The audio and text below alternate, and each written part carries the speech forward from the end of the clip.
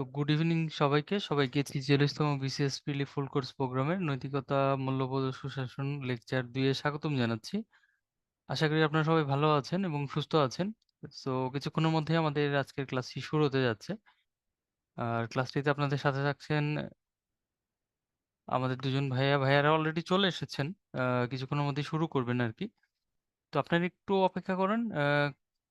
ভাইয়া হচ্ছে 35 থেকে আজকের ক্লাসটি শুরু করবেন। হ্যাঁ, ধন্যবাদ।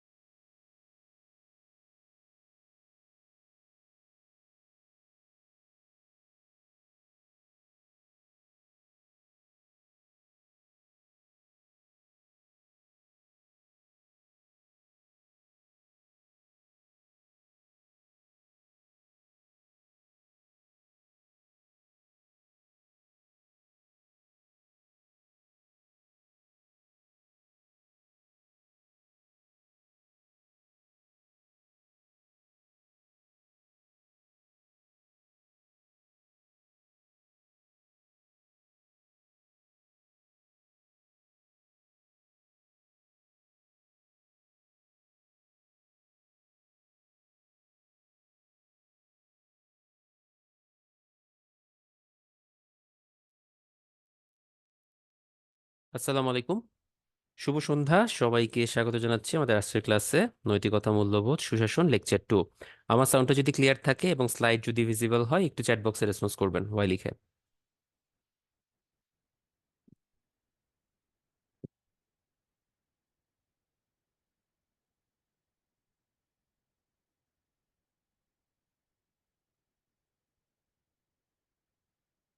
ওকে, thank you.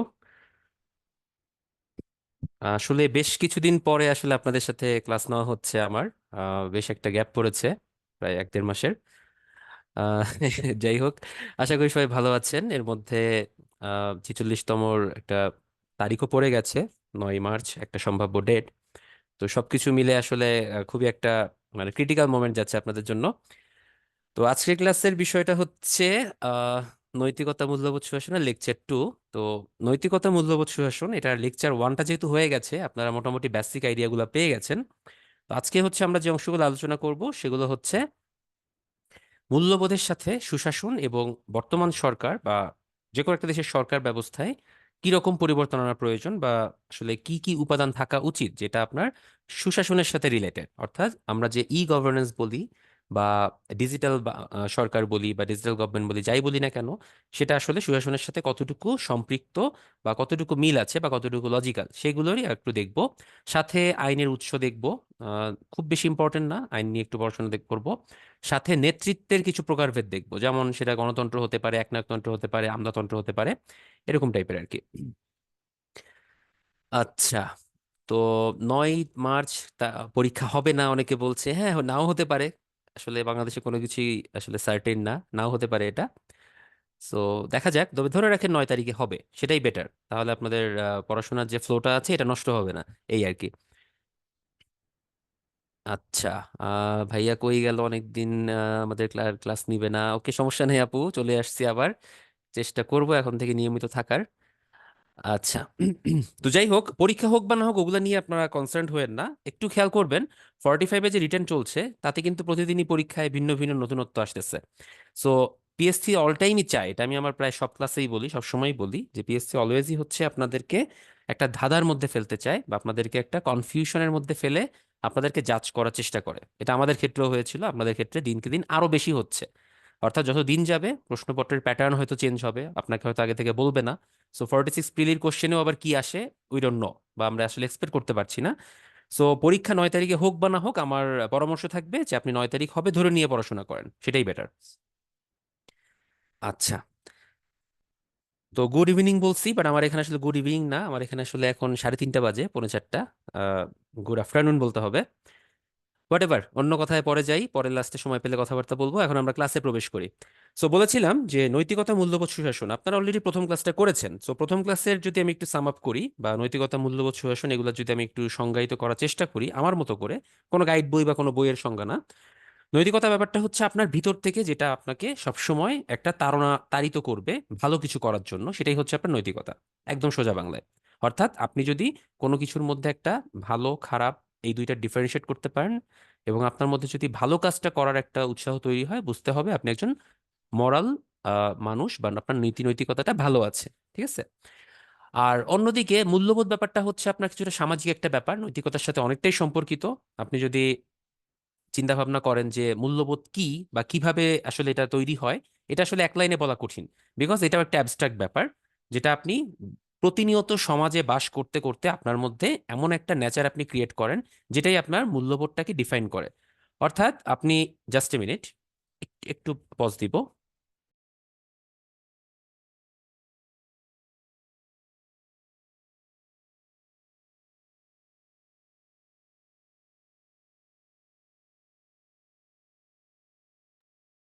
Okay, welcome back. তো যেটা বলছিলাম, মূল্যবোধ ব্যাপারটা হচ্ছে আপনি প্রতিনিয়ত সমাজে বসবাস করতে করতে এমন একটা কন্ডিশনে চলে যাবেন যে আপনার মধ্যে কিছু গুণাবলী তৈরি হবে, যেটা আপনার মধ্যে সমাজে বসবাস করার জন্য উপযুক্ত হবে। বিভিন্ন মানুষের সাথে মিশতে গেলে আপনার একটা মূল্যবোধ কাজ করবে। আপনি রাজনীতিতে অংশগ্রহণ করলেও আপনার একটা আলাদা মূল্যবোধ তৈরি হবে। আপনার দেশের সরকারের প্রতি, দেশের মানুষের প্রতি বা রাষ্ট্রের প্রতি একটা মূল্যবোধ তৈরি হবে। সো এটা হচ্ছে একটা লং টার্ম প্রসেস, আপনার একদিনে হয় না, অনেকটা নৈতিকতার সাথে সম্পর্কিত। অন্যদিকে সুশাসনের ব্যাপারটা হচ্ছে সম্পূর্ণই হচ্ছে জনগণ এবং সরকার তাদের মধ্যকার একটা মিউচুয়াল কমিটমেন্ট বা মিউচুয়াল কমিউনিকেশন। যেমন আমরা যদি সুশাসন, দুইটা পার্ট আছে এখানে, সু মানে হচ্ছে ভালো বা গুড, আর শাসন হচ্ছে আপনার কেউ আপনাকে শাসিত করবে। তো আমরা জানি আমাদের সরকারের তিনটা পার্ট আছে, একটা হচ্ছে আইন, একটা হচ্ছে বিচার, আর একটা হচ্ছে শাসন। তো শাসন বা এক্সিকিউটিভ যে পার্টটা, সেটা কিন্তু সরকারই করে থাকে। তো সেদিক থেকে চিন্তা করলে জনগণকে কিভাবে এক্সিকিউটিভ বা একটা সরকারের যে শাসন বিভাগটা আছে কিভাবে পরিচালনা করবে, কিভাবে শাসিত করবে, সেটার ডিফিনিশনটাই হচ্ছে সুশাসন। অর্থাৎ সরকারের সাথে জনগণের যদি আন্ডারস্ট্যান্ডিং ভালো হয়, একটা দেশ যদি গণতান্ত্রিক হয়, সেখানে যদি ডেমোক্রেসিটা প্রিভেল করে, এবং জনগণের যে মৌলিক অধিকারগুলো আছে রাষ্ট্রের প্রতি, বা যেটা আমাদের সংবিধানে আর্টিকেল 26 থেকে 47 উল্লেখিত আছে, সেই অংশগুলো যদি সরকার খুব সুন্দরভাবে জনগণকে প্রোভাইড করে, তাহলে বলতে পারি যে সুশাসন কিছুটা হলেও বা অনেকটাই এস্টাবলিশ হয়েছে। তো বাংলাদেশ সরকারের ক্ষেত্রে সুশাসন কিভাবে এস্টাবলিশ হয়েছে সেটার আলোচনায় আমরা যাব, একটু পরে যাব। বেটার আমরা এই মোমেন্টে একটু দেখি স্লাইডে কি আছে। হ্যাঁ, আচ্ছা। স্লাইড গো থ্রু করলে আজকে আলটিমেটলি খুব একটা লাভ নাই, স্লাইড আপনারা পিডিএফ পেয়ে যাবেন, রিডিং পড়লেই হবে। সো স্লাইড গো থ্রু করে আমি যাব, বাট একটু পরে যাব। আগে এমনি আলোচনা করি। সুশাসনের সাথে যেহেতু কথাবার্তা আসলো, আমরা একটু আমাদের দেশের চিন্তা ভাবনা করি যে আমরা আসলে কতটুকু সুশাসিত হচ্ছি, বা কতটুকু আমাদের সুশাসন আমরা বজায় রাখতে পেরেছি। ঠিক আছে। সো ইন্টারেক্টিভ হলে ভালো হয়, আপনাদের যদি কোনো মতামত থাকে চ্যাট বক্সে ঝটপট লিখে ফেলবেন, ঠিক আছে, কোনো সমস্যা নেই। আচ্ছা, তো সুশাসন, তাই না, দুইটা পার্ট আছে, একটা হচ্ছে গুড, আর একটা হচ্ছে আপনার গভর্নেন্স। আচ্ছা, গভর্নেন্স জিনিসটা কি জনগণের সাথে? অবশ্যই ভাইয়া, আমি ইম্পর্টেন্ট স্লাইডের প্রতিটা পার্ট আমি দাগিয়ে দিব, দাগিয়ে না দিলে শুধু শুধু এই নৈতিকতার 10 মার্কের জন্য আপনার অতিরিক্ত সময় ব্যয় করবেন, যেটা আমি চাই না বা করা উচিত হবে না। নৈতিকতার জন্য সবসময় হচ্ছে কম সময় ব্যয় করা উচিত, কারণ এটার ম্যাক্সিমাম কোশ্চেনগুলোই হচ্ছে একটু কনফিউজিং থাকে।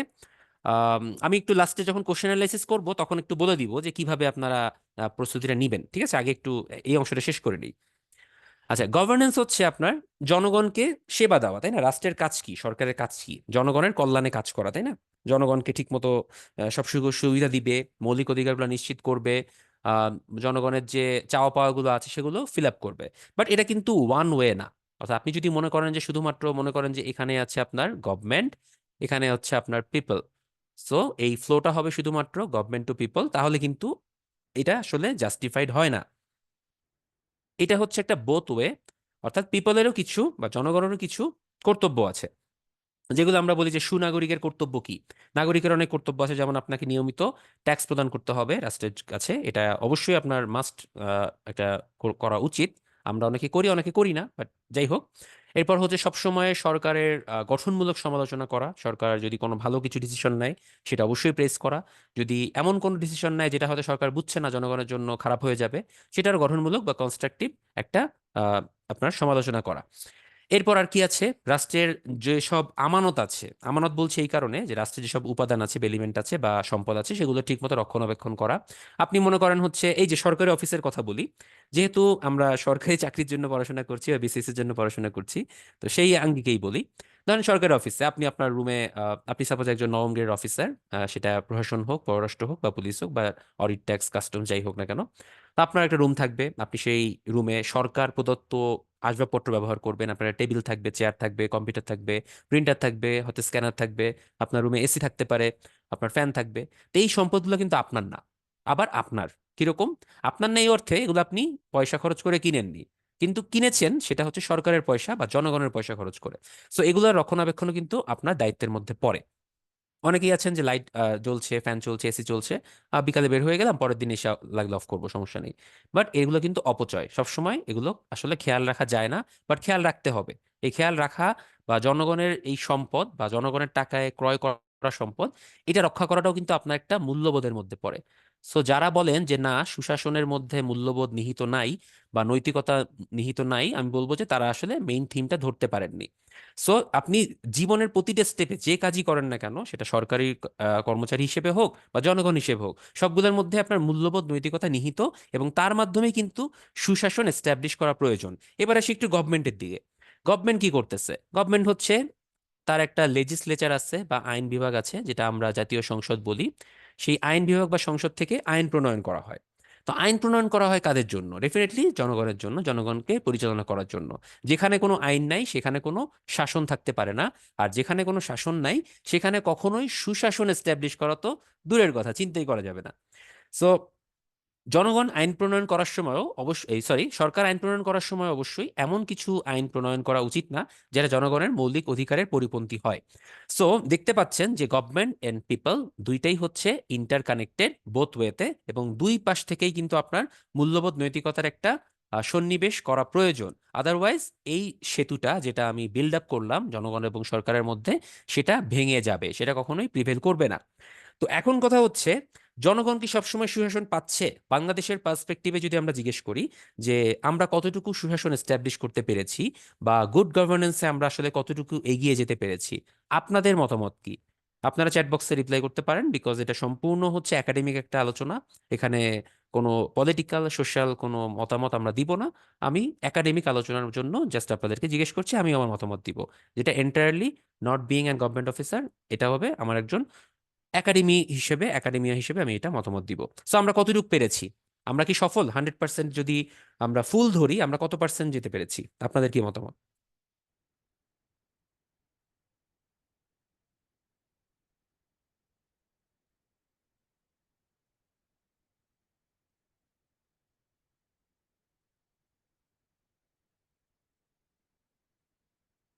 আচ্ছা, আমি মাল্টিপল অ্যান্সার পেয়েছি, থ্যাংক ইউ যারা যারা পার্টিসিপেট করছেন।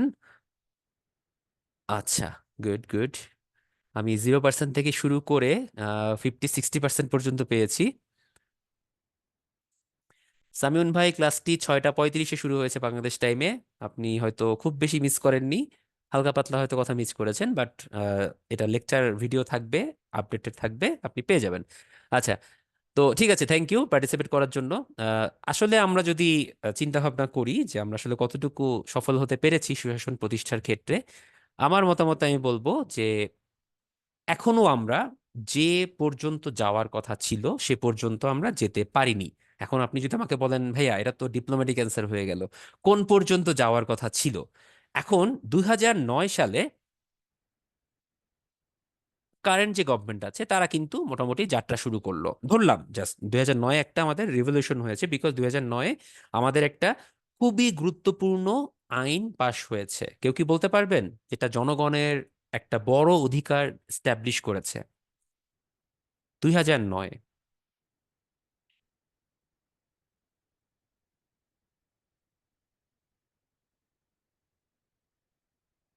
এটা একটা প্রিলির প্রশ্ন এসেছে যে ওই আইনটা বা ওই অধিকারটা আমাদের মৌলিক অধিকার কিনা। একটু হিন্স দিয়ে দিলাম, এখন পারা উচিত।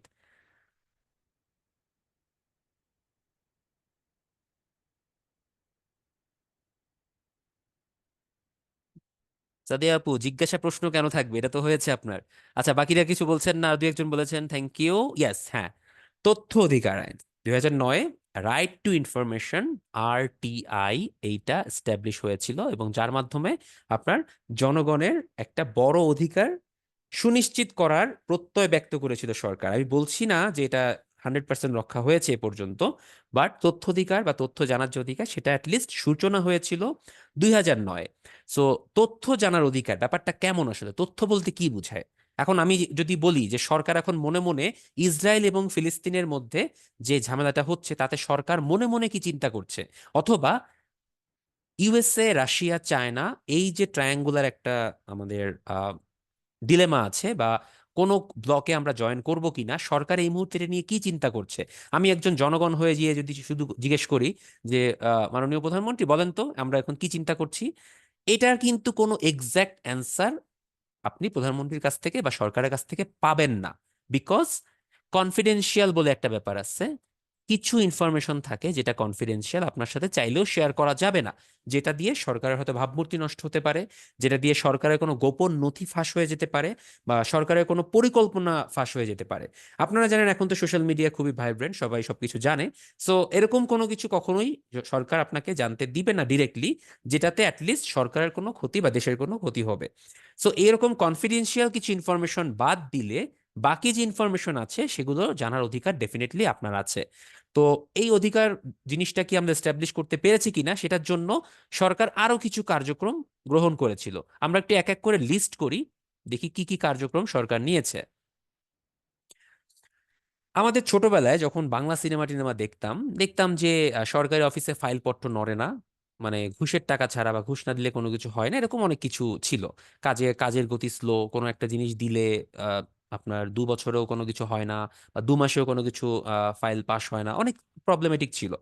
বাট দিনে দিনে এটা চেঞ্জ হচ্ছে। তো কিভাবে চেঞ্জ হচ্ছে, চেঞ্জ করাটা কিন্তু আসলে সরকারের একটা উদ্যোগ ছিল, যে উদ্যোগটাকে বলা হয় হচ্ছে APA, বা অ্যানুয়াল পারফরমেন্স এগ্রিমেন্ট। এই অ্যানুয়াল পারফরমেন্স এগ্রিমেন্টটা কি আমি একটু ছোট করে ব্যাখ্যা করি, জেনে রাখেন, যেহেতু অনেকেই আপনারা সরকারি চাকরিতে আসবেন। সো দেশের নাগরিক হিসেবে জিনিসগুলো জানা দরকার, এগুলো আপনি বইতে টইতে পাবেন না, ডিটেলস নাই, এগুলো একটু আলোচনা করে ফেলি আগে, হ্যাঁ। অ্যানুয়াল পারফরমেন্স এগ্রিমেন্ট হচ্ছে একটা ইন্ডিকেটর, অর্থাৎ বার্ষিক কর্মসম্পাদন চুক্তি। আপনি একটা চুক্তি করছেন কার সাথে? সরকারের সাথে। কিভাবে করছেন? মানুষ হিসেবে না, আপনি একটা অফিস হিসেবে করছেন, আপনি একটা প্রতিষ্ঠান হিসেবে করছেন। সত্য উদাহরণ দিয়ে ব্যাখ্যা করি। মনে করেন আমাদের যতগুলো মন্ত্রণালয় বা বিভাগ আছে, 58টা আছে আমরা জানি। তো এই 58টা মন্ত্রণালয় বিভাগ প্রত্যেকেই মন্ত্রী পরিষদের সাথে বা ক্যাবিনেটের সাথে একটা এগ্রিমেন্টে যায়, যে তারা আগামী অর্থ বছরে কি কি পারফরমেন্স বা কি কি কার্যক্রম পরিচালনা করবে, তার একটা এগ্রিমেন্ট করতে হয়। এগ্রিমেন্টটা আবার দুইটা পার্টে ভাগ থাকে। একটা পার্ট থাকে হচ্ছে আপনার মৌলিক বা কম্পালসারি বা আবশ্যিক।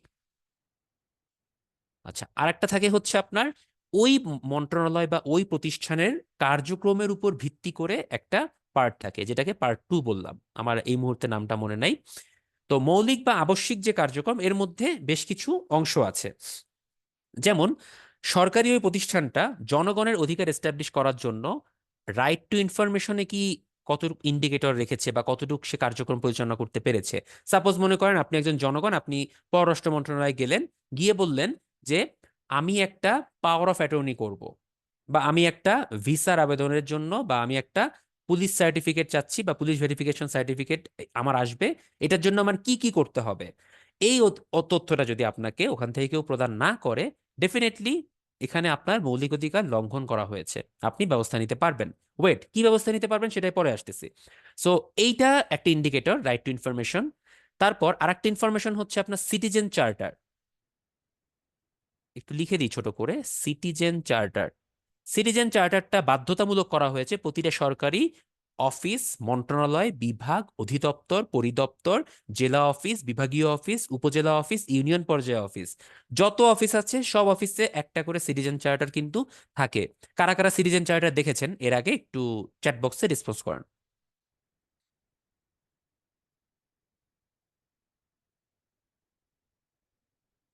আচ্ছা, অনেকেই দেখেছেন, গুড। যারা যারা দেখেনি তাদের জন্য একটু বলি, সিটিজেন চার্টার হচ্ছে ওই প্রতিষ্ঠান বা ওই সরকারি দপ্তরটা আপনাকে কি কি সেবা প্রদান করবে তার একটা list, not only list, citizen চার্টারের একটা স্ট্রাকচার আছে, সেই স্ট্রাকচার ফলো করেই তৈরি করা হয়। তো এখানে আপনি কোন সেবা কত দিনের মধ্যে পাবেন, ওই সেবার জন্য কি কি ডকুমেন্টস আপনাকে সাবমিট করতে হবে, ওই সেবাটা পাওয়ার জন্য আপনার কোনো ফি লাগবে কিনা বা বিনামূল্য কিনা, কত কার্যদিবসের মধ্যে পাবেন, everything is included in their. ঠিক আছে? সো এইটাই হচ্ছে সিটিজেন চার্টার। সো ওই মন্ত্রণালয়ে সিটিজেন চার্টার আছে কিনা এটাও একটা ইন্ডিকেটর, যেটা মৌলিক পার্টের মধ্যে থাকবে। এরপর হচ্ছে আপনার NIS, ন্যাশনাল ইন্টিগ্রিটি স্ট্র্যাটেজি বা জাতীয় শুদ্ধাচার কৌশল। কে কে এই নামটার সাথে পরিচিত? NIS, ন্যাশনাল ইন্টিগ্রিটি স্ট্র্যাটেজি, বা বাংলা বললে জাতীয় শুদ্ধাচার কৌশল।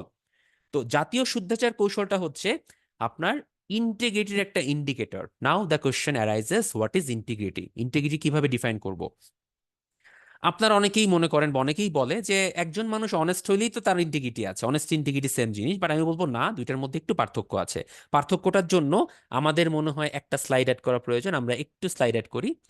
এটা হিজিবিজি হয়ে যাচ্ছে, so better let's get a new slide. Okay, তো অনেস্টি, অনেস্টির কত কয়েকটি উদাহরণ আমি দেই। মনে করেন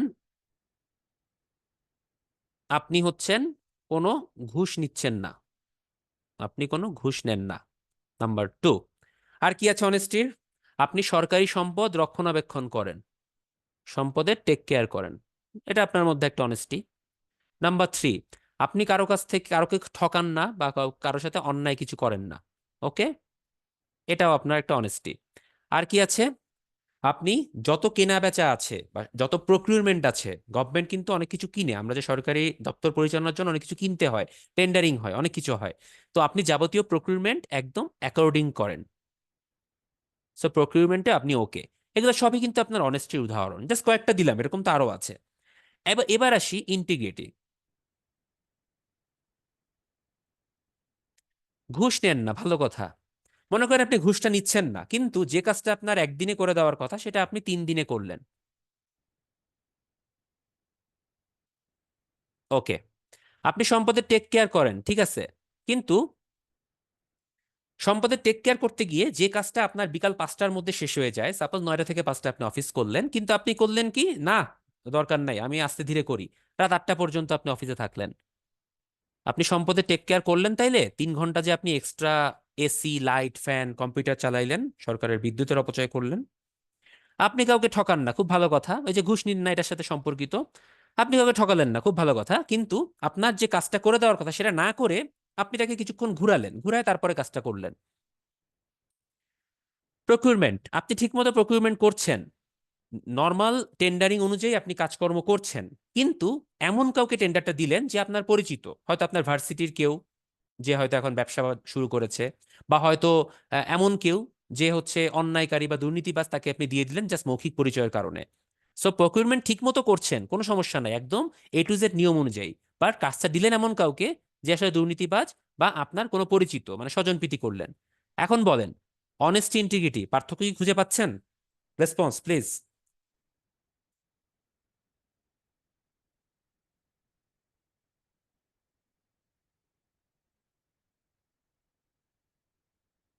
সো এইভাবেই আসলে ইন্টিগ্রিটি কথাটা এসেছে, যে আসলে ইন্টিগ্রিটি আপনার মধ্যে কতটুকু আছে।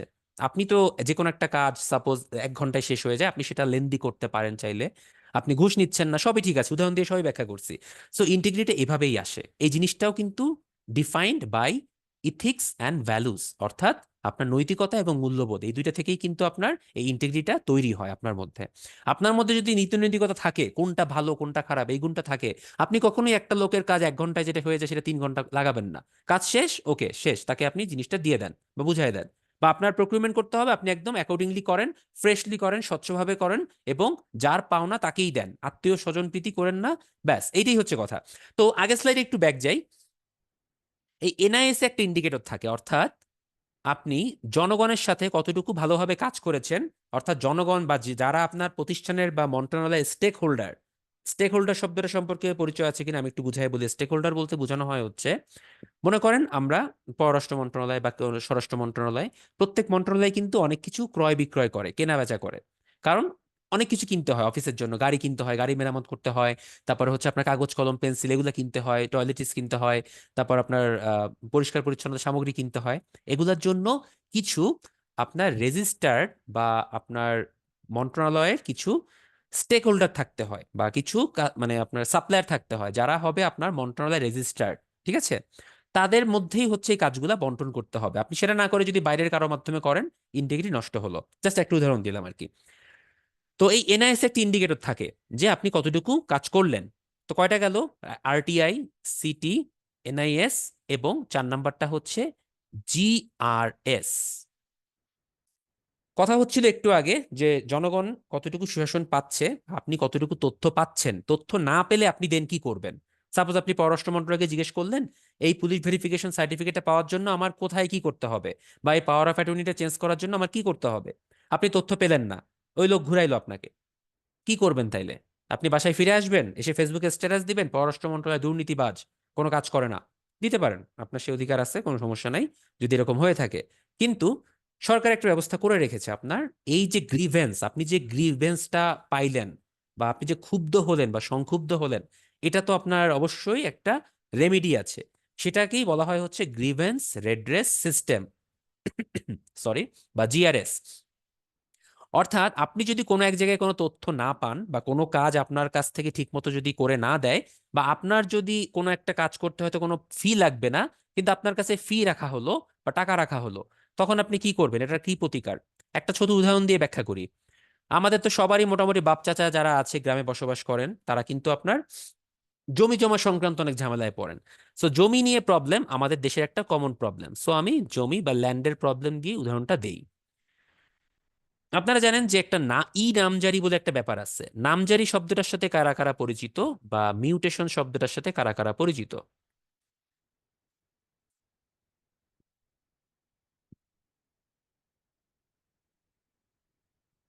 আচ্ছা, কয়েকজন দেখছি পরিচিত, বাকিরা না থাকলেও সমস্যা নেই, একটু ব্যাখ্যা করে দিই, জেনে রাখেন। মিউটেশনটা হচ্ছে আপনার একটা জমি, যেটা হচ্ছে আপনার নামে আপনি রেজিস্টার্ড করিয়ে নিলেন সরকারি পদ্ধতিতে। এটা এরকম হতে পারে, সাধারণত ধরেন আপনার বাবা বা দাদার জমি, তারা কেউ মারা গেছে, আপনি জমিটা আপনার নামে করিয়ে নিতে চাচ্ছেন। তো সেক্ষেত্রে হয়, আবার বিভিন্ন ক্লাসিফাইড আছে এখানে। তো এই নাম জারি মানে আপনার নামে জিনিসটা জারি করা হবে, এই আর কি। তো যে কোনো একটা মিউটেশন আপনার কাজ শুরু হয় হচ্ছে আপনার ইউনিয়ন পর্যায় থেকে, যেহেতু কোনো একটা গ্রামের জমি নিয়ে কাজ করবেন, ইউনিয়ন পর্যায়ে থাকে হচ্ছে আপনার ইউনিয়ন ভূমি অফিস বা ল্যান্ড অফিস, যেখানে একজন তহসিলদার থাকেন, তিনি এই কাজকর্মগুলো করে থাকেন। কেন লিখছি? কারণ আমাদের সিস্টেমটা বুঝতে হবে। এরপরে এই জিনিসটা চলে যায় হচ্ছে আপনার উপজেলা ভূমি অফিসে, যেখানে থাকেন একজন এসি ল্যান্ড বা অ্যাসিস্ট্যান্ট কমিশনার ভূমি, যিনি একজন প্রশাসন ক্যাডারের সদস্য। এরপরে এটার আবেদনটা মেনলি উনি শেষ পর্যন্ত করে ফেলবেন ফাইনালি। সো এই দুইটা ফেজে আপনাকে এই কাজটা করতে হয়। প্রথমে হচ্ছে আপনার এসি ল্যান্ড বরাবর একটা অনলাইনে আবেদন করতে হয়, আবেদন করার পর এসি ল্যান্ড সেই কাজটা দিয়ে দেয় তহসিলদারের কাছে, যে চেক টেক করে রিপোর্ট দিতে হয়। রিপোর্ট টিপোর্ট দেওয়ার পর সবকিছু এভরিথিং ওকে থাকলে আপনি একটা ফি পরিশোধ করবেন, 1100 টাকা মনে হয় সামথিং। দেন এভরিথিং যদি ওকে হয়, আপনার নামে এই মিউটেশনটা কমপ্লিট হয়ে যাবে, আপনি অনলাইনে পেয়ে যাবেন সার্টিফিকেট। এই হচ্ছে টোটাল প্রসিডিওর। কিন্তু এক লাইনে আমি বলে ফেললাম কত সুন্দর করে, কিন্তু জিনিসটা এত সুন্দর না, বা জিনিসটা এত স্মুথ না। অনেক প্রবলেম ফেস করতে হয়। মনে করেন তহসিলদার, সে হচ্ছে জমির মাপ দিতে যাবে, মাপ দিতে গিয়ে দেখলো যে অনেক জমি, তো একটু ভয় টয় দেই, দেখি কিছু টাকা পয়সা পাওয়া যায় কিনা, ভেরি কমন। বা তহসিলদার একটা রিপোর্ট দিল ভুল, ভুল দিয়ে বলল যে না, সে সাপোজ হচ্ছে 100 শতক জমির কথা বলছে, আসলে তার জমি আছে 90 শতক, 10 শতক কমাই দিল। আপনি তো পড়ে গেলেন বিপাকে। তো আপনি তো কিছু করতে পারছেন না, কি করবেন তাইলে? চলে গেলেন আপনি উপজেলা ভূমি অফিসে এসিল্যান্ড স্যারের কাছে, এসিল্যান্ড মহোদয়কে গিয়ে বললেন যে স্যার, আমি তো এরকম 100 শতক জমি পাই, আমার তো সবই ঠিকঠাক আছে, আমার আমিন যে যে জমি মাপ করেছে সেও 100 শতক বলেছে, সবাই জানে, কিন্তু তহসিলদার আমার কাছে টাকা চেয়েছিল, আমি দিতে পারি নাই, তাই সে 90 শতক দিয়ে রিপোর্টটা সাবমিট করেছে। এসিল্যান্ড শুনলেন, শুনে বললেন কিছুই বললেন না, কিছুই করলেন না, বলে ঠিক আছে আপনি পরে আসেন, আমি দেখবো। কয়েকদিন পর দেখলেন আপনার নামজারির আবেদনটা খারিজ হয়ে গেছে, বা বাতিল করে দেওয়া হয়েছে। কি করবেন? কি করণীয় আছে আপনার? আছে, জিআরএস সিস্টেমে অনেক কিছু করণীয় আছে। জিআরএস সিস্টেমের মেইন জিনিসটা হচ্ছে, এটা যেতে হবে স্টেপ বাই স্টেপ। ঠিক আছে? স্টেপ বাই স্টেপ হচ্ছে, আপনি যেহেতু ইউনিয়ন অফিসে আপনার প্রবলেমটা হয়েছে, সো ডেফিনেটলি আপনি উপজেলা অফিসে গিয়ে সেটা জানাবেন, আপনি সেটা করেছেন, সমস্যা নাই। কিন্তু কোনো বিচার পাননি বা কোনো সুবিচার হয়নি।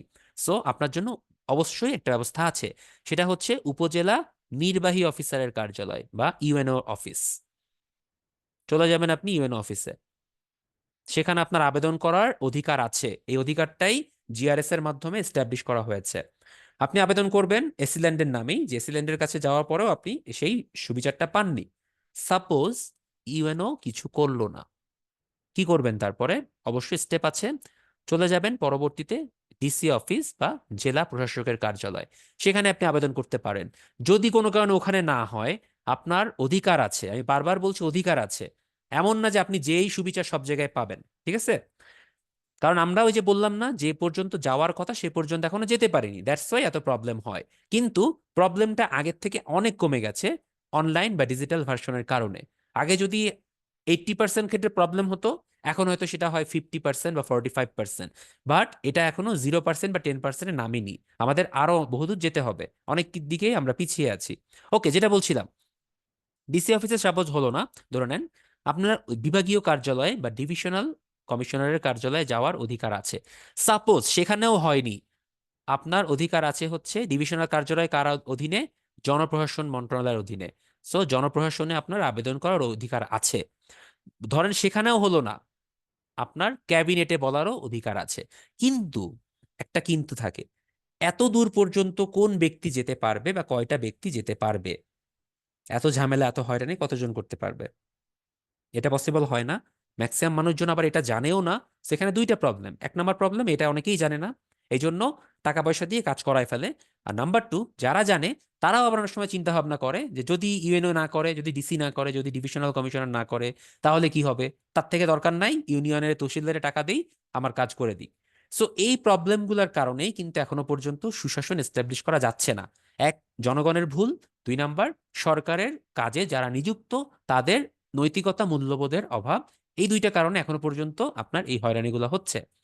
আমার একটু এটা তো জনপ্রশাসন মন্ত্রণালয় বা প্রশাসন নিয়ে কথা বললাম, একটু আমার অফিস নিয়ে একটু কথাবার্তা বলি, কারণ কেউই কিন্তু এই লুপের বাইরে না। জাস্ট ছোট্ট একটু উদাহরণ দিয়ে শেষ করব এই পার্টটা। পররাষ্ট্রে কি হচ্ছে একটু বলি। পররাষ্ট্রে জনগণের সাথে সম্পৃক্ত হওয়ার কার্যক্রম বেশ কয়েকটা আছে। এর মধ্যে একটা হচ্ছে আপনার কনসুলার সার্ভিস, ঠিক আছে, আর একটা হচ্ছে ওয়েলফেয়ার সার্ভিস। জাস্ট মিনিট ভাইয়া, আমরা এই আলোচনায় ব্যাক করবো, বাট একটা মিনিট পরে, একটা 1 মিনিটের ছোট্ট ব্রেক দেই, ঠিক আছে? দিব ব্রেক, 1 মিনিট একটা ব্রেক দিয়ে আমরা আবার রিটার্ন করি। অনেক কথাবার্তা হলো। ওকে গুড, 1 মিনিট, বেশি দিব না। ঠিক আছে, থ্যাংক ইউ।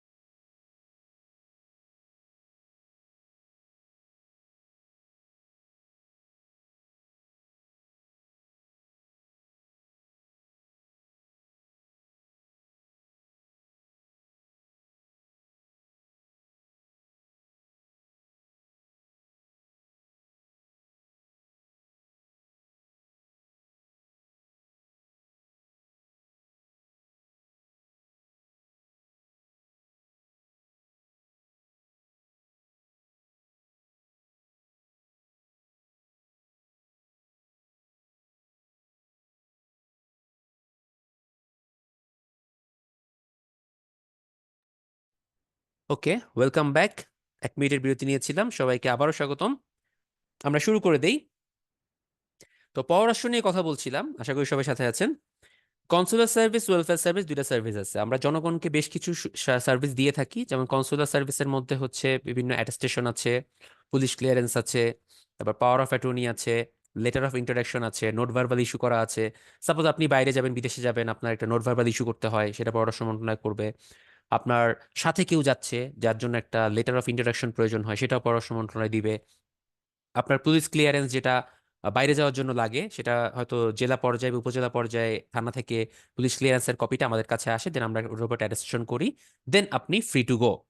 এরপরে হচ্ছে পাওয়ার অফ অ্যাটর্নি আছে। পাওয়ার অফ অ্যাটর্নিটা হচ্ছে আপনার আহ, বাংলা শব্দটা আমি এক্স্যাক্টলি ভুলে গেছি, একটা খুব মুখরোচক বাংলা শব্দ আছে পাওয়ার অফ অ্যাটর্নির, এই মুহূর্তে আমার মনে পড়ছে না। আমরা সংক্ষেপে পিওএ বলি তো, ওখান থেকে ওইটাই মনে আছে। মোক্তারনামা, আম মোক্তারনামা, সরি। পাওয়ার অফ অ্যাটর্নি একটা বাংলা আছে, আম মোক্তারনামা। যার সুন্দর করে ব্যাখ্যা যদি করি, সেটা হচ্ছে, মনে করেন আপনি দেশের বাইরে আছেন, আপনার একটা জমি আছে বাংলাদেশে, সেই জমিটা অন্য কেউ আপনার হয়ে বিক্রি করবে বা কিছু একটা করবে, সেটার জন্য আপনাকে ওই পাওয়ারটা অথরাইজ করে দিতে হবে। সো আপনি পাওয়ারটা ডেলিগেট করবেন কার মাধ্যমে? ডেফিনেটলি পররাষ্ট্র মন্ত্রণালয়ের মাধ্যমে করতে হবে, এবং ওইখানকার যে ভূমি অফিস তার সাথে লিয়াজো করে। সো এটা একটা বড় প্রসেস, এই প্রসেসটা বলা হয় হচ্ছে পাওয়ার অফ অ্যাটর্নি বা আমোক্তারনামা। তো এই কাজটার জন্য আমরা করে থাকি। এবার ওয়েলফেয়ার সার্ভিসে বলি। ওয়েলফেয়ার সার্ভিস হচ্ছে, আপনার মনে করেন আপনি বাংলাদেশের বাইরের যে মিশনে আছেন, যদি কোনো দেশে থাকেন, সেই দেশে আপনি যে কোনো বিপদে পড়লে ওই দেশের মিশনের হেল্প আপনি নেওয়ার অধিকার রাখেন। বা যদি খুব অন্যায় করে থাকেন, হয়তো আপনাকে মিশন হেল্প করতে পারবে না। সাপোজ আপনি গিয়েছেন হচ্ছে সোমালিয়াতে, সাপোজ জাস্ট উদাহরণ দিচ্ছি, সোমালিয়ায় গিয়ে কিছুদিন থেকে হুট করে ফাঁক ফোকর দিয়ে চিপাচাপা দিয়ে বের হয়ে সাউথ আফ্রিকায় চলে গেছেন, বা আপনি গেছেন লিবিয়াতে বা আলজেরিয়াতে, একটু পরেই, কয়েকদিন পরে আপনি মেডিটেরিয়ান বা ভূমধ্যসাগর পার হয়ে চলে গেছেন ইটালি বা স্পেনে। সো এই যে হিউম্যান ট্রাফিকিং গুলো হচ্ছে, এটা করলে তো আপনারা ধরবে। ধরার পর আপনি কি করবেন? আমাদের মিশন বা এম্বাসি বা হাই কমিশনে যোগাযোগ করবেন, বলবেন আমাকে বাঁচাও। তো এই ক্ষেত্রে হাই কমিশন বা আমাদের বাংলাদেশের যে বাইরের মিশনগুলো আছে, তাদের কিচ্ছু করার থাকে না, বিকজ আপনি ডেফিনেটলি আইন ভঙ্গ করছেন। সো এইসব কিছু কেস বাদ দিলে বাকি যে কোনো ক্ষেত্রে, পাসপোর্ট এক্সপায়ার হয়ে গেছে, ভিসা পাচ্ছে না, বা কোনো প্রবলেম হয়েছে, বা কোনো মিথ্যা মামলায় আপনি ফেসে গেছেন, ডেফিনেটলি আপনি হাই কমিশন বা এম্বাসির সহায়তা নিতে পারবেন, এবং এটা 100% হেল্প করা হয়। এরপর মনে করেন বিদেশে কেউ একজন মারা গিয়েছে বাংলাদেশি, তার লাশটা দেশে ফেরত পাঠানো হবে, ঠিক আছে? এর পুরো কাজটা পররাষ্ট্র মন্ত্রণালয় করে থাকে। সো এই যে কনসুলার এবং ওয়েলফেয়ার সার্ভিসগুলো বললাম, আরো কয়েকটা আছে, আমার পুরোপুরি সব এখন খেয়াল নাই, এই জন্য বলতে পারছি না। তো এই কাজগুলোতেও কিন্তু জনগণের সাথে সম্পৃক্ততা আছে, আর যেখানেই জনগণের সাথে সম্পৃক্ততা আছে, সেখানেই চলে আসে সততা এবং ইন্টিগ্রিটির প্রশ্নের কথা। অর্থাৎ আপনার যারা এইখানে কাজ করছে বা এই দায়িত্বে আছে, তারা আসলে কতটুকু অনেস্ট, সেই প্রশ্নটা কিন্তু থেকে যায়। তো আমি এরকম সিমিলার দু একটা এক্সপিরিয়েন্স পেয়েছি। যেমন আমি তখন ফরেন সার্ভিস একাডেমিতে ট্রেনিং করতেছি, এর মধ্যে একজন পরিচিত এক বুয়েটের বড় ভাই আমাকে ফোন দিয়ে বললেন যে তার এক ফ্রেন্ড, তার ছোট বোন, সে একজন চাইনিজ লোককে বিয়ে করেছে। তো সেই লোক এখন বাংলাদেশে আছে, ওই মেয়েটাকে বিয়ে যেহেতু করেছে, সেই চাইনিজ লোক এখন চায়নায় চলে যাবে, এই জন্য মেয়ে ভিসার জন্য আবেদন করেছে এম্বাসিতে, চাইনিজ এম্বাসিতে। তো চাইনিজ এম্বাসি থেকে বলেছে ভিসা টিসা সবই দেওয়া হবে, শুধুমাত্র আমাদের আইন মন্ত্রণালয় এবং পররাষ্ট্র মন্ত্রণালয়, এই দুইটা থেকে একটা প্রত্যয়ন লাগবে। তো আইন মন্ত্রণালয়ে গিয়েছে, সেটার প্রত্যয়ন পেয়ে গেছে। এরপর ওটার উপর একটা অ্যাটাস্টেশন করে পররাষ্ট্র মন্ত্রণালয়।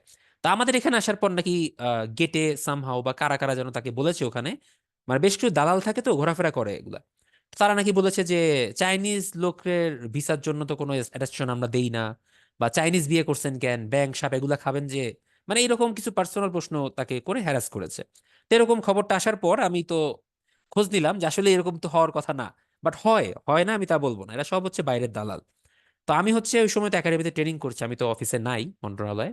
তো কনসুলার সার্ভিসে যে অফিসারটা আছে আমার সিনিয়র, ওনার সাথে আমি যোগাযোগ করলাম, বললাম যে স্যার এই এই কাহিনী হয়েছে, সো হোয়াট টু ডু। তো উনি খুবই জেনারেস, উনি বললেন যে ওনাকে ডিরেক্টলি আমার সাথে দেখা করতে বলো, তাহলে আমি এটা শুনি কি হয়েছে। পরের দিন উনি গেলেন, এবং সুন্দর হাফ 1 আওয়ারের মধ্যে তার ঝামেলা টামেলা সব শেষ। সো এটা দ্বারা কি বুঝলাম? ব্যাপারটা হচ্ছে দুর্নীতিবাজ সব জায়গায় আছে, দালাল সব জায়গায় আছে, তাদের কারণে প্রবলেম গুলো হয়, নাম্বার 1। নাম্বার 2, কয়জন আছে যারা এরকম ভিতরে কারোর সাথে যোগাযোগ করে এই সেবাটা পাবে? অনেকেই আছে এরকম কোনো লিঙ্ক নাই, যোগাযোগ নাই, সো তারা সেবাটা পায় না, হয়রানিমূলক কার্যক্রম করা হয়, এবং শেষ পর্যন্ত কি দিয়ে পার পায়? কিছু নগদ অর্থ দিয়ে পার পায়, ঠিক আছে? সো আমি লাস্ট 10 মাস মিনিস্ট্রিতে কাজ করেছি বা মন্ত্রণালয়ে কাজ করেছি সাধারণ সেবা শাখায়, যার আন্ডারে মিনিস্ট্রির সিকিউরিটি এবং আরো কিছু অংশ ছিল। তো এই সাধারণ সেবা শাখায় কাজ করার সময় আমি প্রতিনিয়ত এই জিনিসটা মানে আমি করেছি, ইন্সপেকশন করেছি। এবং আমি নিজে থেকে কয়েকজন দালাল ধরছি, আমাদের মন্ত্রণালয়ের কিছু কর্মচারীদেরও ধরছি, ডেইলি বেসিস চতুর্থ শ্রেণীর কর্মচারী যারা এই কাজের সাথে জড়িত, এবং তাদেরকে পানিশমেন্টের ব্যবস্থা আমি করে এসেছি। যাই হোক, এটা আমি করেছি, এই ব্যাপারটা এস্টাবলিশ না করে আমি বলতে চাই এটা সবার করা উচিত, সবার এগিয়ে আসা উচিত। যে কোনো পর্যায়ে দুর্নীতি, যে কোনো পর্যায়ে অন্যায়, এটা প্রতিরোধ করতে পারলেই দেখবেন আপনার 50% সুশাসন এস্টাবলিশ হয়ে গেছে। বাকি 50%-এর জন্য আমাদেরকে একটু কষ্ট করতে হবে। ব্যাপারটা এরকম, নাথিং এলস। বিকজ সরকার কখনো একা পারবে না, জনগণ কখনো এরকম চিল্লায় একা পারবে না। প্রতিটা ক্ষেত্রে আসলে আমাদের মধ্যে নৈতিকতা মূল্যবোধ না থাকার কারণে সুশাসনটা আমরা এস্টাবলিশ করতে পারছি না। এটার দায়ভার গভর্নমেন্টকে দিতে পারবেন না, এটার দায়ভার জনগণকে দিতে পারবেন না। বোথ দায়ী এটার জন্য। এটা হচ্ছে আমার পার্সোনাল ওপিনিয়ন, আপনাদের সাথে ভ্যারি করতে পারে। সো এই যে নৈতিকতা মূল্যবোধ সুশাসন, এই 10 মার্কের একটা ছোট্ট পার্ট আপনাদেরকে দেওয়া হয়েছে, কিসের জন্য দেওয়া হয়েছে? এটা তো না দিলেও হইতো।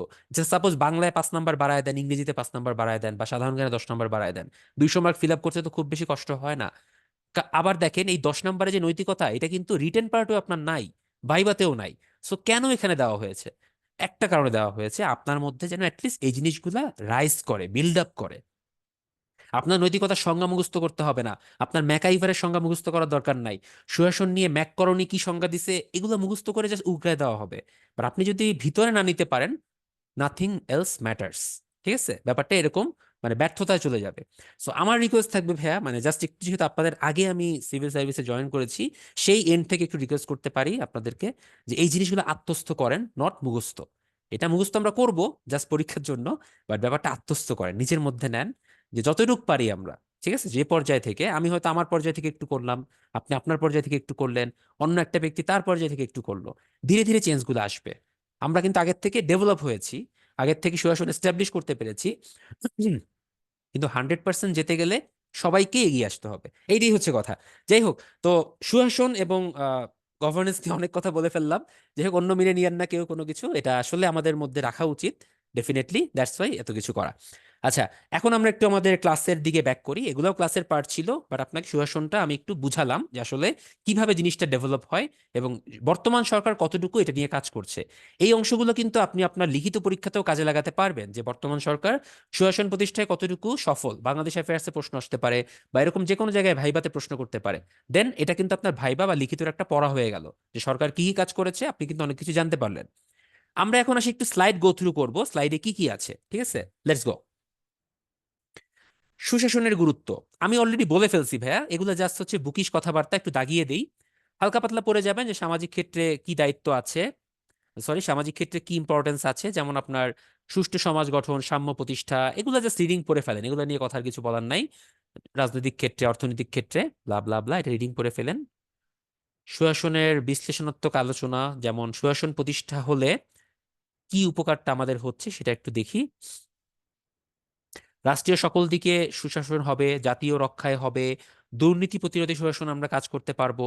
প্রশাসনিক গতিশীলতা বাড়ানোর জন্য, যেমন এই যে একটু আগে মিউটেশন বা নামজারির কথা বললাম, সেটা কিন্তু প্রশাসনের একটা কাজ, সেটা বাড়ানোর জন্য কিন্তু সুশাসন দরকার হবে। মৌলিক অধিকার জনগণের রক্ষা করার জন্য দরকার হবে। দেশপ্রেম, সুশাসন একটা একটার সাথে জড়িত। আপনি রাষ্ট্রের প্রতি প্রেম থাকলে ডেফিনেটলি আপনার নৈতিকতায় আপনি অবশ্যই অটল থাকবেন, আপনি কোনো কারণেই অন্যায়ের সাথে আপোষ করবেন না। স্বাধীন বিচার বিভাগ, গঠনমূলক চিন্তাভাবনা, আর্থসামাজিক, সো বুঝতেই পারতেছেন যে সুশাসনের মাধ্যমে কি কি করা প্রয়োজন, করা যায়। মূল্যবোধ শিক্ষার গুরুত্বটা কি? আপনাকে কেন মূল্যবোধ শিক্ষা করতে হবে? দেখেন, অলরেডি এখানে স্লাইডে যা যা আছে, আমার মুখের কথায় সবই আমি বলে ফেলছি। যেমন আপনার সামাজিক ন্যায় বিচার পাওয়ার জন্য মূল্যবোধ দরকার, তা না হলে আপনি মূল্যবোধ না থাকলে ন্যায় বিচার করতে পারবেন না। আপনি বিভিন্ন প্রলোভনে পড়ে যাবেন এবং দেখবেন বিচার করতে পারছেন না। কর্তব্যবোধ, আপনার কতটুকু করা উচিত, আপনার মূল্যবোধই নাই, আপনি কিভাবে কর্তব্যবোধের কাজ করবেন? আপনার মধ্যে সহনশীলতা আসবে না, আপনি অন্যকে ফিল করতে পারবেন না, আপনার মধ্যে এমপ্যাথি তৈরি হবে না। Do you know what is empathy? Sympathy, empathy, এগুলো সম্পর্কে তো মনে হয় একটা আইডিয়া আছে, না থাকলে বলবো, সমস্যা নাই।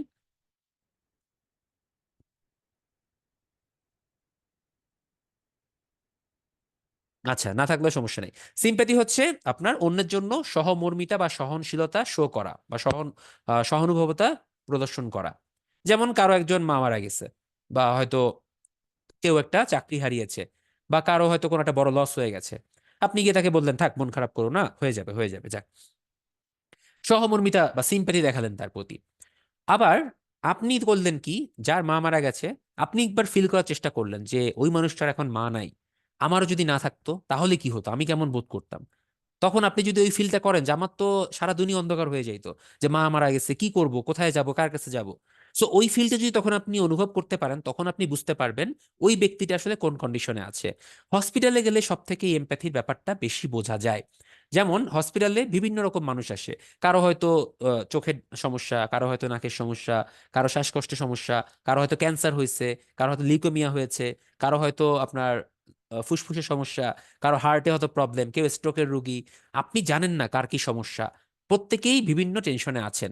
একজন ডাক্তার বা যে ডাক্তার থাকে তার কিন্তু প্রতিটা রোগীরই ব্যাপারটা বা তার অবস্থানটা বুঝেই ট্রিটমেন্ট করতে হয়। এই জন্য বলা হয় ডাক্তারের মধ্যে এমপ্যাথি ব্যাপারটা সব থেকে বেশি থাকা উচিত। নট লাইক দ্যাট যে অন্য কারো থাকবে না, একজন সরকারি কর্মকর্তা থাকবে না, একজন ইঞ্জিনিয়ারের থাকবে না, বা একজন আমলার থাকবে না, তাদেরও থাকা উচিত। বাট কথায় কথায় বলা হয় কথাটা যে ডাক্তারের মধ্যে সব থেকে বেশি থাকা উচিত। বিকজ যার রোগ হয় বা যার শরীর খারাপ হয়, মানে তার মতো করে ফিল করতে না পারলে অন্য কেউ বুঝতে পারে না। সাপোজ আমার জ্বর, আমার কাশি, আমি কষ্ট পাচ্ছি, আপনি কিন্তু আমারটা ফিল করতে পারবেন না। কিন্তু ফিল করার চেষ্টা করাটা, যে ওর তো এই শরীরটা খারাপ, এটা যদি আমার হতো আমার কি হতো, ওইটাকেই বলা হয় হচ্ছে এমপ্যাথি। অর্থাৎ অন্যের জায়গায় নিজেকে বসিয়ে আপনি চিন্তা করবেন, তাহলেই আপনি এমপ্যাথিটা ফিল করতে পারবেন। তো এই এমপ্যাথিটা কিন্তু এমনি এমনি আসে না, এটাও কিন্তু ডেফিনেটলি আপনার মধ্যে কতটুকু নীতি নৈতিকতা আছে বা আপনার মধ্যে কতটুকু মূল্যবোধ আছে তার উপর ডিপেন্ড করে। ব্যক্তিত্বের বিকাশ বুঝেই নিছেন, এগুলা মূল্যবোধ না থাকলে হবে না। জবাবদিহিতা, আপনার মধ্যে অবশ্যই অ্যান্সারেবিলিটি থাকতে হবে। আপনি অবশ্যই কারো প্রতি অ্যান্সার দিতে হবে, আপনি যা যা করলেন তার উত্তর দিতে হবে, যেটা কেন করলেন, এটা কি কারণে হলো। সো এটাও মূল্যবোধের মাধ্যমে তৈরি হয়। শৃঙ্খলাবোধ, আইনের শাসন। সো মূল্যবোধ না থাকলে এর কোনোটাই সম্ভব না, একবার পড়ে নিবেন। আচ্ছা, সুশাসন প্রতিষ্ঠায় বলছিলাম যে জনগণেরও কিন্তু কিছু কার্যক্রম পরিচালনা করার আছে। সরকার একা পারবে না, জনগণেরও করতে হয়। তো জনগণের যা যা করতে হয় একবার রিডিং করে নিয়েন। আমি মোটামুটি অনেক কিছুই বলছি, বাকিটা আপনারা দেখে নিয়েন, হ্যাঁ। আচ্ছা, এটা একবার রিডিং পড়েন, সমস্যা নাই। জাতীয় উন্নয়নে মূল্যবোধ শিক্ষার প্রভাব, একবার রিডিং, জাস্ট নাথিং এলস। একবার রিডিং, যেখানে যা মার্ক করতেছি তাই পড়েন, বেশি পড়ার দরকার নাই, আবার কম পড়ারও দরকার নাই। এটাতেও তাই ভাইয়া, একবার রিডিং, জাস্ট চোখ বুলায় যাবেন, আর কিচ্ছু না। আচ্ছা, সমাজের মূল্যবোধ শিক্ষা এবং সুশাসন উপাদানের গুলার প্রতিষ্ঠা, এখানে কিছু ইম্পর্টেন্ট ইনফরমেশন আছে, আমি একটু স্টার মার্ক দিয়ে দিচ্ছি। এখান থেকে হুবহু প্রশ্ন আসতে পারে, বা বিগত বিসিএস এ মাঝে মধ্যে প্রশ্ন এসেছে। যেমন আপনাকে প্রশ্ন দিতে পারে, জাতিসংঘের মতে সুশাসনের লক্ষ্য উদ্দেশ্য কি। চারটা অপশন, তার মধ্যে মৌলিক স্বাধীনতার উন্নয়ন আছে। সো এইটা ইম্পর্টেন্ট, মানে এইটা অ্যান্সার হবে। তো এইভাবে একটু এটা পড়বেন, এটা একটু বেশি বেশি করে পড়বেন, ভেরি ভেরি ইম্পর্টেন্স দিলাম। সুশাসন প্রতিষ্ঠা সহজ হয় কখন, যখন রাষ্ট্র ব্যবস্থায় স্বচ্ছতা আনলে। সুশাসনের অন্যতম প্রতিবন্ধকতা কোনটি, দুর্নীতি। অর্থাৎ এগুলো সবই প্রিভিয়াস ইয়ারের কোশ্চেনই আছে এখানে ম্যাক্সিমাম, বাকিটা আমরা অ্যাড করেছি। যেমন সুশাসন বাধাগ্রস্ত কখন হয়, আইনের শাসন না থাকলে, এটাও প্রিলির প্রশ্ন। সুশাসন প্রতিষ্ঠার পূর্ব শর্ত হচ্ছে নিয়ম নীতি বা আইনের শাসন এস্টাবলিশ করা। তারপর একটি দেশের প্রকৃত সুশাসন কখন গড়ে ওঠে, যখন আপনি রাজনৈতিক কর্তব্য ঠিকমতো করবেন, সামাজিক কর্তব্য ঠিকমতো করবেন। সো এই স্লাইডটা একটু ভালো করে পড়বেন, ঠিক আছে। একটা পোল কোশ্চেন আছে, বাট পোল কোশ্চেনটা আমি আর লঞ্চ করতে চাচ্ছি না, দরকার নাই ভাইয়া। কমিশন অন গ্লোবাল গভর্নেন্স কত সালে সুশাসনের ধারণার উপর জোর দেন। আচ্ছা, বাই দ্য ওয়ে, গত ক্লাসে আপনারা মনে হয় সুশাসনের উপাদানগুলো পড়েছিলেন, রাইট? একটু রেসপন্স করেন।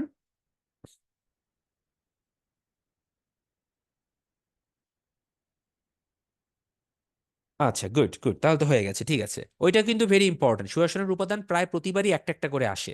যে ইউএনডিপির মতে কয়টা, আইএফ এর মতে কয়টা, বা আপনার হচ্ছে ইউনিসেফ এর মতে কয়টা, জাতিসংঘের মতে কয়টা। তো ওইগুলো হচ্ছে আপনার কিন্তু ওখান থেকে পড়তে হবে। আচ্ছা, commission on global global governance কত সালে সুশাসন ধারণার উপর জোর দেন, এটা হচ্ছে 1995 সালে, ঠিক আছে। এটা একটু মনে রাখবেন, এটা হয়তো আপনার আগে স্লাইডে ছিল না। ই গভর্নেন্স এবং সুশাসন, আমি এখন একটু ই গভর্নেন্স নিয়ে কথাবার্তা বলবো হালকা পাতলা। স্লাইডে যা আছে থাকুক, আমার কথাগুলো শোনেন। এতক্ষণ পড়লাম গুড গভর্নেন্স, এখন আসছে e governance. What is e governance? E মানে হচ্ছে আপনার ইলেকট্রনিক গভর্নেন্স, যেমন ইমেইল ইলেকট্রনিক মেইল, তাই না? সবকিছুর মধ্যেই আমরা এখন চলে আসতেছে, বা ইলেকট্রনিক ব্যাপারটা চলে আসতেছে। সো গভর্নেন্সের মধ্যে কেন আসবে না? সো আপনারা এখন একটু চিন্তা ভাবনা করেন যে আজ থেকে জাস্ট 20 বছর আগে বা 15 বছর আগে আমরা যতটুকু গভর্নেন্স করেছি আর এখন যতটুকু গভর্নেন্স করছি তার মধ্যে কি পার্থক্য আছে? অনেক পার্থক্য আছে। এখন আগে বলি গভর্নেন্স কি। সরকার জনগণের সেবা করার জন্য বা জনগণকে শাসন করার জন্য বা শাসিত করার জন্য রাষ্ট্রের সর্বস্তরে অনলাইন বা ডিজিটাল সিস্টেম নির্ভর একটা ব্যবস্থা তুলে ধরাকেই বলা হয় হচ্ছে গভর্নেন্স। যেমন আপনারা আগে ধরেন 30 বা 32 বা 31 BCS এর সময় হচ্ছে আপনার আবেদন করার সময় কি করতেন? সরকারি কর্ম কমিশন থেকে একটা ফর্ম কিনে নিয়ে আসতেন, সেই ফর্মে ফিল আপ করে হাতে হাতে কাগজে কলমে জমা দিতেন। বা সাপোজ আপনি কোনো একটা চাকরির পরীক্ষায় আগে কি করতেন, ফর্ম কিনে আনতেন, অ্যাপ্লিকেশন ফর্ম কিনে তারপর পোস্ট অফিসে একটা স্ট্যাম্প লাগিয়ে তারপর জমা দিতেন। কত মানে সুন্দর প্রসেস ছিল। যাই হোক, এখন কি করছেন? বিসিএস এর আবেদনে সুন্দর করে আপনি চলে যাচ্ছেন টেলিটক.com.bd, এই ওয়েবসাইটে চলে যাচ্ছেন, bcs.telecom। সেখানে গিয়ে আপনি সুন্দর করে আপনার সবগুলো ক্লিক ক্লিক করে করে উইদিন 10 মিনিটস আপনার অ্যাপ্লিকেশন জমা শেষ। আপনি একটু পরে অনলাইনে আপনার ইউজার আইডি পাসওয়ার্ড পেয়ে গেলেন এবং আপনি এরপর অ্যাডমিটও ডাউনলোড করে ফেলতেছেন। সো এইটা একটা নর্মাল উদাহরণ দিলাম। এবার আপনি অন্যান্য উদাহরণে আসি। সাপোজ এই যে একটু আগে আমি মিউটেশন বা নামজারির কথা বললাম, এটা আগে হাতে কলমে হতো, মুখে মুখে বা কাগজে কলমে হতো। এখন পুরোটা হয়ে গেছে অনলাইনে। অনলাইনের মাধ্যমে আপনি নিজে ট্র্যাক করতে পারছেন যে আপনার আবেদনটা কোন স্টেজে আছে। বা মনে করেন আপনারা যে কিছুদিন আগে যে করোনার একটা মহামারী চলে গেল, এই করোনার সময় কিন্তু আমরা বিভিন্ন সময় টিকার জন্য আমরা কিন্তু অনলাইনেও বুকিং দিতে পারতাম যে আপনি অমুক দিন অমুক সিরিয়ালে গিয়ে টিকাটা দিবেন। ইভেন আপনার করোনার ভ্যাকসিনটা দেওয়া হয়েছে কিন্তু অনলাইন সিস্টেমের মাধ্যমেই, সুরক্ষা সেবা.com এটার মাধ্যমে। সো এই যে কয়েকটি উদাহরণ দিলাম, এগুলো হচ্ছে আপনার গভর্নেন্স, অর্থাৎ জনগণকে সম্পৃক্ত করার জন্য বা জনগণ এবং সরকারের মধ্যে ডিস্টেন্সটা কমিয়ে আনার জন্য অনলাইন প্ল্যাটফর্ম বা ডিজিটাল প্ল্যাটফর্মের ব্যবহারকেই বলা হয় হচ্ছে গভর্নেন্স। যেন জনগণ খুব দ্রুত যে কোনো একটা জায়গায় বসেই তার সকল সেবা পেতে পারে। তো এইটার জন্য বাংলাদেশ সরকার সব থেকে যে বেশি ব্যবস্থাটা নিয়েছে সেটা হচ্ছে ইউনিয়ন ডিজিটাল সার্ভিস বা ইউনিয়ন ডিজিটাল সেন্টার। কারা কারা ইউনিয়ন ডিজিটাল সেন্টারের নাম শুনেছেন এবং বাংলাদেশে কতগুলো এখন বর্তমানে ইউনিয়ন ডিজিটাল সেন্টার আছে, কেউ কি বলতে পারবেন? সংখ্যাটা আমার নিজের এখনো খেয়াল নাই, বাট হিউজ, বড় একটা অ্যামাউন্ট। কতগুলো ইউনিয়ন ডিজিটাল সেন্টার বাংলাদেশে আছে?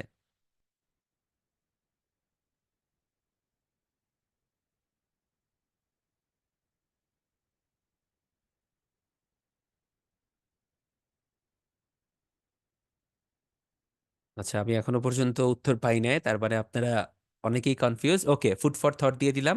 কতগুলো ইউনিয়ন ডিজিটাল সেন্টার বাংলাদেশে আছে খুঁজে বের করবেন। বিভিন্ন জায়গায় বিভিন্ন রকম পাবেন, অনলাইনে পাবেন বা সরকারের ওয়েবসাইটে গেলে এটা পেয়ে যাওয়ার কথা। নিয়ারলি 6000+ আমার জানা মতে, এক্সাক্ট সংখ্যাটা আমার জানা নাই। আচ্ছা, একজন ভাইয়া বলেছেন 6800, 6686 হতে পারে ভাইয়া, আমি 6000+ জানতাম, এক্সাক্ট আমার জানা নাই। হোয়াট এভার, এটা একটু দেখে নিবেন। তো ইউনিয়ন ডিজিটাল সেন্টারটা কি আসলে? এটা প্রতিটা ইউনিয়ন পরিষদে একটা করে ইউনিয়ন ডিজিটাল সেন্টার দেওয়া হয়েছে, যেখানে কয়েকটা কম্পিউটার, কিছু প্রিন্টার, স্ক্যানার, এইটা এবং একটা সুন্দর ব্রডব্যান্ড বা ইন্টারনেট কানেকশনের মাধ্যমে একটা অফিস দেওয়া হয়েছে। এখানে এসে ইউনিয়নের বা গ্রামের জনগণ সবকিছু সেবা অনলাইনে পাবে। কোনো কিছু আবেদন করবে, অনলাইনে আবেদন করবে। কোনো আপনার হয়তো বৃত্তির টাকা বা কোনো কিছুর টাকা পাবে, সেখানে হয়তো আপনার বিকাশ বা নগদের কোনো আউটলেট আছে, সেখান থেকে সে পাচ্ছে। সো এইভাবে সবকিছু ডিজিটালাইজ করার মাধ্যমেই সরকার চেষ্টা করছে গভর্নেন্স স্ট্যাবলিশ করা। তো গভর্নেন্সের সংজ্ঞা আছে, যেমন ওয়ার্ল্ড ব্যাংক সংজ্ঞা দিয়েছে, জাতিসংঘ সংজ্ঞা দিয়েছে। এইসব সংজ্ঞা টঙ্গার মধ্যে ভাই আমি যাচ্ছি না, এগুলো নিজেরা পড়ে নিতে পারবেন। আমি জাস্ট আপনাকে কনসেপ্টটা ক্লিয়ার করে দিলাম। এবার একটু পাশের দেশের দিকে তাকাই। ভারতের একজন মুখ্যমন্ত্রী চন্দ্রবাবু নাইডু, তিনি গভর্নেন্সকে স্মার্ট গভর্নমেন্ট বলে অভিহিত করেছেন কিছুদিন আগে। তো তার যে স্মার্ট, এই যে 5টা লেটার আছে, SMART, তাই দিয়ে সে কিছু ডিফাইন করেছে 5টা শব্দকে। যেমন S A simple, M A moral, accountable, responsible এবং ট্রান্সপারেন্ট। খেয়াল করেন, সিম্পল মানে সহজ, সবার কাছে সহজে চলে যাবে। মোরাল মানে নৈতিক, জিনিসটা নৈতিকতার সাথেও সামঞ্জস্যপূর্ণ হবে। অ্যাকাউন্টেবল মানে কি? আপনার জবাবদিহিতা থাকবে, আপনি অ্যাকাউন্টেবিলিটি আপনার মধ্যে থাকছে। রেসপন্সিবল, আপনাকে দায়ভার নিতে হবে।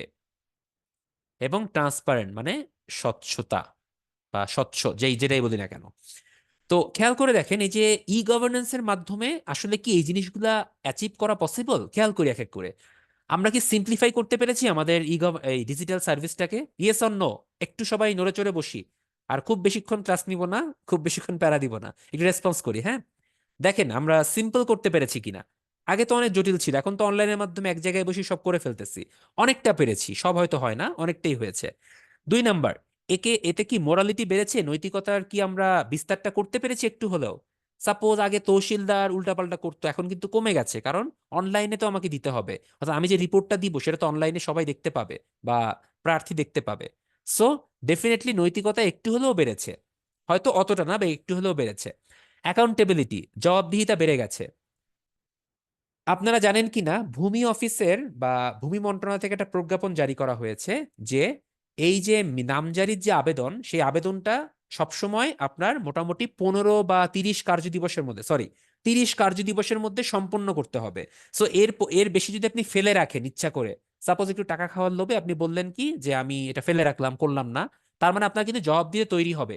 30 দিন পার হওয়ার পর আপনাকে জবাবদিহিটা করতে হবে যে কেন আপনি ফেলে রেখেছেন। রেসপন্সিবিলিটি, দায়ভার নিতে হবে আপনাকেই, সো এটাও বেড়েছে। ট্রান্সপারেন্সি, স্বচ্ছতাও বেড়েছে। সো দেখতেই পাচ্ছেন ই গভর্নেন্সের মাধ্যমে কিন্তু আমরা সুশাসনটাকে এস্টাবলিশ করতে পারছি। সো যদি কখনো বলা হয়, আপনাকে জিজ্ঞেস করা হয় ভাইবাতে বা হয়তো লিখিত পরীক্ষায়, প্রিলিতে এগুলো আসবে না, যে ই গভর্নেন্স এবং সুশাসনের সাথে সম্পর্ক কি, বা ই গভর্নেন্সের মাধ্যমে সুশাসনকে বৃদ্ধি করা গেছে কিনা, তার একটা ছোট্ট টাইম লাইনই কিন্তু এইটা। এটার মাধ্যমেই চাইলে ব্যাখ্যা করা পসিবল। ঠিক আছে। সো এটা একটু মনে রাখবেন, চন্দ্রবাবু নাইডু নামটা, স্মার্টের প্রত্যেকটা লেটারের কি কি মিনিং সেটা একটু মনে রাখতে হবে আমাদেরকে। আচ্ছা, ই গভর্নেন্সের প্রকারভেদ। ই গভর্নেন্স কয়েক রকমের হয়, আপনি ই গভর্নেন্স আপনি কম্পিউটার আইসিটি তেও পড়বেন, এটা কম্পিউটার আইসিটি পার্টেও আছে।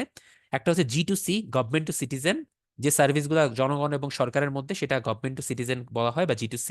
একটা হচ্ছে G2B, গভর্নমেন্ট টু বিজনেস, অর্থাৎ বিজনেস যারা করে সেই বিজনেস প্ল্যাটফর্মও কিন্তু এখন অনলাইন ভার্সনে হয়ে গেছে, এটাও G2Bর একটা উদাহরণ। G2G, গভর্নমেন্ট টু গভর্নমেন্ট, মনে করেন আপনি হচ্ছেন জনপ্রশাসন মন্ত্রণালয়ের আন্ডারে, আপনি একজন প্রশাসন ক্যাডার বা অ্যাডমিন ক্যাডার, আপনি কাজ করছেন জেলা পর্যায়ে। তো জেলা পর্যায়ে তো আপনার সব আহ, নীতি নির্ধারণী ডিসিশন আসে না, অনেক কিছু তো আপনার মন্ত্রিপরিষদ বিভাগ বা জনপ্রশাসন মন্ত্রণালয় থেকে বা বিভাগীয় কমিশনারের অফিস থেকেও আসে। সো বলা হলো মন্ত্রিপরিষদ বিভাগ থেকে একটা প্রজ্ঞাপন দিয়ে মেইল আকারে আপনার জেলা পর্যায়ে অফিসে পাঠানো হলো। সো সরকারেরই একটা পার্ট থেকে আর একটা পার্টের মধ্যে আপনি খুব দ্রুত 5 মিনিটের মধ্যে একটা মেইল রেডি করে পাঠিয়ে দিলেন। সো জিনিসটা কিন্তু খুব দ্রুত হয়ে গেল বা স্বচ্ছ হলো। সো এইটাকেই বলা হয়েছে গভর্নমেন্ট টু গভর্নমেন্ট। যেমন অনলাইনে কোনো ট্রেনিং দেওয়া, যেমন এখন জুম প্ল্যাটফর্মে প্রচুর ট্রেনিং হয়, বিদেশে বসে অনেকে ট্রেনিং দেয়, ট্রেনিং নেয়। সো এই যে গভর্নমেন্টের সাথে গভর্নমেন্টের আর এক পার্টের যে কানেকশন, সেটাকেই বলা হয় G2G। আর একটা হচ্ছে G2E, গভর্নমেন্ট টু এমপ্লয়ি, যারা সরকারি কর্মচারী তাদের জন্য সরকার যে অনলাইন প্ল্যাটফর্ম চালু করেছে বা অনলাইনের মাধ্যমে তাদেরকে যে ধরনের কার্যক্রম দেওয়া হচ্ছে, সেটাকেই বলা হয় G2E। এটার একটা বড় উদাহরণ হচ্ছে ট্রেনিং, অনলাইনে ট্রেনিং দেওয়া হচ্ছে এখন। আগে কি হতো, সাপোজ টিচারদের ট্রেনিং এর জন্য প্রায় কিন্তু আপনার ঢাকায় ডাকা হয়। যেমন ঢাকায় হচ্ছে আপনার জায়গাটার নাম ভুলে গেছি, এত ভুলে গেলে হবে না। যাই হোক, এনএপিডি, সরি, এনএপিডি আছে, এনএপিডিতে হচ্ছে শিক্ষা ক্যাডারদের ট্রেনিং হয়, বা অনেক টিচারদেরও ট্রেনিং হয়, লোকাল স্কুলের মাস্টার, মাদ্রাসার টিচার, তাদেরকেও ট্রেনিং দেওয়া হয়। আগে কিন্তু প্রায় এরকম ঢাকায় নিয়ে আসা হতো বা জেলা পর্যায়ে নিয়ে আসা হতো। এখন শুধুমাত্র অনলাইন প্ল্যাটফর্ম থাকার কারণে অনেক কিছু এখন অনলাইনে ট্রেনিং দেওয়া হচ্ছে, যেটা সরকারের এমপ্লয়িরা পাচ্ছে। বা সরকারি কোনো এসএমএস, মনে করেন গভর্নমেন্টের কোনো একটা এসএমএস, গুরুত্বপূর্ণ কোনো একটা ইনফরমেশন মোবাইলের এসএমএস এর মাধ্যমে সকল এমপ্লয়ের কাছে দেওয়া হলো বা সকল জনগণের কাছে দেওয়া হলো, এটাও কিন্তু একটা ই গভর্নেন্সের সিস্টেম। সাপোজ যারা সরকারি কর্মচারী তারা কিন্তু আইবাসে বেতন নেয়, জানেন, IBAS, integrated budget and accounting system, IBAS বলা হয়, আইবাস, ঠিক আছে। এটার মাধ্যমে অনলাইন প্ল্যাটফর্মে বেতন নিতে হয়, অনলাইনে সাবমিট করতে হয়, অনলাইনেই সবকিছু কার্যক্রম হয়। তো অনলাইনে বেতনটা সাবমিট করলে তখন একটা মোবাইলে নোটিফিকেশন বা একটা রিটার্ন মেসেজ আসে যে আপনার স্যালারি বিলটা সাবমিটেড হয়েছে। তো এটা কি কে করছে, এটা তো গভর্নমেন্ট দিচ্ছে, এসএমএসটা কাকে দিচ্ছে, এমপ্লয়িকে। সো এইটাও কিন্তু G2E এর একটা উদাহরণ, গভর্নমেন্ট টু এমপ্লয়ের একটা উদাহরণ, যেটা আগে ছিল না। সো মোটামুটি হচ্ছে এই 4 রকমের প্রকারভেদ আছে ই গভর্নেন্সে: G2C, government to citizen; G2B, government to business; G2G, government to government; and G2E, government to employees. Important, মনে রাখবেন এই চারটা। আচ্ছা, এটা আন্তঃসম্পর্ক একবার দেখে নিয়েন, সমস্যা নাই। সুশাসন ই গভর্নেন্সের সুবিধা কি? এই যে দ্রুত যোগাযোগ, স্বচ্ছতা আনয়ন, আমলাতান্ত্রিক জটিলতা হ্রাস, জনগণের অংশগ্রহণ, তথ্যের সহজলভ্যতা, ব্লা ব্লা ব্লা, একবার রিডিং পড়বেন, আর কিচ্ছু না। লাগবে না। প্রতিবন্ধকতা, আচ্ছা, ই গভর্নেন্সের কিন্তু কিছু প্রতিবন্ধকতা আছে আমাদের দেশে। কেন আছে? কারণ আমরা চাইলেই সব জায়গায় ই গভর্নেন্স এস্টাবলিশ করতে পারছি না। তার নাম্বার ওয়ান কারণ হচ্ছে সব জায়গায় ভাইয়া ইন্টারনেট নাই। দেশের অনেক মানুষই এখনো পর্যন্ত ইন্টারনেট সেবার আওতায় আসতে পারে না, তাই না? অনেক জায়গায় তো ঝামেলা আছে। মফস্বল শহর অনেক জায়গায় কারেন্ট থাকে না, কারেন্ট না থাকলে আপনার ইন্টারনেট থাকে না, এরকম কিছু ঝামেলা আছে। তারপর হচ্ছে এখনো অনেক মানুষ আমরা অশিক্ষিত, সরি টু সে, বাট গ্রামে বা মফস্বলে অনেক মানুষই শিক্ষার আলো থেকে বঞ্চিত, হয়তো ক্লাস 5 পর্যন্ত পড়ে আর পড়লো না, এরপর বাবার সাথে কাজে চলে গেল বা অন্য কিছু করলো, ব্যবসায় চলে গেল বা ঘুরলো ফিরলো। প্রচুর মানুষ আছে যারা এখনো শিক্ষার বাইরে আছে। তো এদের কাছে তো ই গভর্নেন্সের সুবিধাটা আপনি চাইলেই পৌঁছাতে পারবেন না, বিকজ তারা কিন্তু এটার সাথে সম্পৃক্ত হতে পারে না চাইলেই, শিক্ষার অভাবের কারণে। সো একবার রিডিং দিবেন এই অংশগুলা। তারপর হচ্ছে কম্পিউটার থাকতে হবে আপনার ই গভর্নেন্স সুবিধার জন্য। তারপর হচ্ছে অনেকেই এই ই গভর্নেন্স প্ল্যাটফর্মের সিস্টেমগুলো আয়ত্ত করতে পারে না, ঠিক আছে? তারপরে হচ্ছে ই গভর্নেন্স সিস্টেমের জন্য অর্থের ব্যাপার আছে কিছু, এই অর্থের ব্যয়ে ঝামেলা হয়। তারপর হচ্ছে অনেক সময় হচ্ছে আপনার দক্ষ কর্মী থাকে না। সো এই জিনিসগুলোর কারণে হচ্ছে ই গভর্নেন্স আমরা চাইলেও এস্টাবলিশ করতে পারছি না। সেগুলো হচ্ছে আমাদের প্রতিবন্ধকতা। একবার রিডিং পড়বেন, নাথিং এলস, বেশি সময় নষ্ট করবেন না এখানে। আচ্ছা, এখানে কিছু ইনফরমেশন আছে, মিসলেনিয়াস ইনফরমেশন। দেখেন, দুর্নীতি দমন কমিশনে অভিযোগ জানানোর জন্য হটলাইন নাম্বার চালু করা হয়েছে 106। শুধু হটলাইন যে দুর্নীতি দমন কমিশনে তা কিন্তু না, আমাদের এখন হটলাইন সার্ভিস, জাতীয় নিরাপত্তা একটা সেবা আছে, 999 আছে। নারীদের জন্য আছে মনে হয় 30 সামথিং, আমি কি ভুলে গেছি, যে নারীদের কোনো আপনার নির্যাতন বা এই ধরনের কোনো অভিযোগ জানানোর জন্য। এরকম অনেকগুলোর জন্য, প্রতিটার জন্য একটা করে আপনার হটলাইন নাম্বার আছে। এটাও কিন্তু ই গভর্নেন্সের একটা পার্ট। তারপর হচ্ছে আপনার এই যে আইবাসের কথা বললাম, integrated budget and accounting system. তারপরে অ্যাসপায়ার টু ইনোভেট বা A2I প্রোগ্রাম চালু করা হয়েছে বর্তমানে, যারা বিভিন্ন ইনোভেশন করছে সরকারের। যেমন আপনারা হয়তো এখন জানেন যে সরকারি ফাইলিং সিস্টেমে এখন ই নথি চালু করা হয়েছে, জানেন? ই নথি, এবং বর্তমানে আছে আবার ডি নথি, ডিজিটাল নথি। এটা সরকারি যারা চাকরিজীবী তাদের জন্য। সো যারা এখন আপনারা পড়াশোনা করছেন হয়তো জানেন না এখনো, বাট জানবেন আস্তে ধীরে। সো সব জায়গাতেই মোটামুটি ই গভর্নেন্সের ব্যাপারগুলো চালু আছে। আমাদের জাস্ট সম্পৃক্ত হতে হবে, সহযোগিতা করতে হবে। ওকে, এরপর আসি স্মার্ট বাংলাদেশের কথায়। আমরা ডিজিটাল বাংলাদেশ, অমুক বাংলাদেশ, তমুক বাংলাদেশ, সবকিছু অনেক কথাবার্তা বলি, কিন্তু বর্তমানে যেটা প্রচলিত সেটা হচ্ছে স্মার্ট বাংলাদেশ 2041, যে যার পিলার হচ্ছে চারটা। সবার আগে আপনাকে স্মার্ট সিটিজেন হতে হবে। স্মার্ট সিটিজেন হলে স্মার্ট গভর্নমেন্টের সাথে আপনি তাল মিলাতে পারবেন। স্মার্ট সিটিজেন, স্মার্ট গভর্নমেন্ট একত্রে কাজ করে স্মার্ট ইকোনমি তৈরি করতে পারবে। স্মার্ট ইকোনমি হলে আমাদের সোসাইটি স্মার্ট হবে।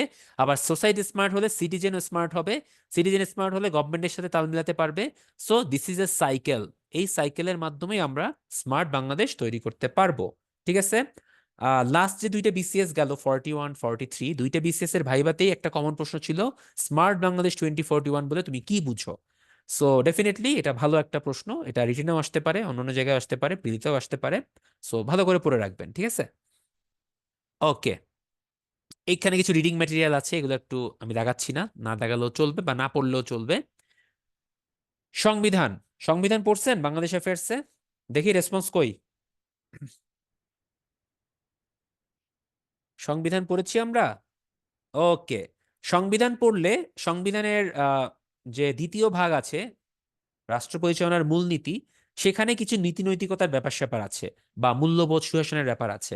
আর মৌলিক অধিকার, যেটা তৃতীয় ভাগ 26 থেকে 47, এই দুইটা পার্টেই আপনার যাবতীয় নৈতিকতা, মূল্যবোধ, সুশাসন, এই রিলেটেড অনুচ্ছেদগুলো আছে। তো আমরা আপনাদের জন্য একটু অনুচ্ছেদগুলো রেখে দিয়েছি, জাস্ট রিডিং পড়ার জন্য। যে দেখেন, জাতীয়তাবাদ, সমাজতন্ত্র, গণতন্ত্র, ধর্মনিরপেক্ষতা, এই চারটা হচ্ছে আমাদের রাষ্ট্র পরিচালনার মূলনীতি, যেগুলোর সাথে আমাদের মূল্যবোধ বা সুশাসন সম্পর্কিত। অবৈতনিক ও বাধ্যতামূলক শিক্ষা, কৃষক শ্রমিকের মুক্তি, তারপর জনস্বাস্থ্য নৈতিকতা, সুযোগের সমতা, উপজাতিদের অধিকার, আন্তর্জাতিক ক্ষেত্রে সবার সাথে মিলে চলা, নাগরিক ও কর্মচারীদের কর্তব্য, বিচার বিভাগ স্বাধীন করা, এগুলো সবই কিন্তু সুশাসনের সাথে সম্পর্কিত। সেগুলোকে আমি লাল কালি দিয়ে মার্ক করলাম। ওকে।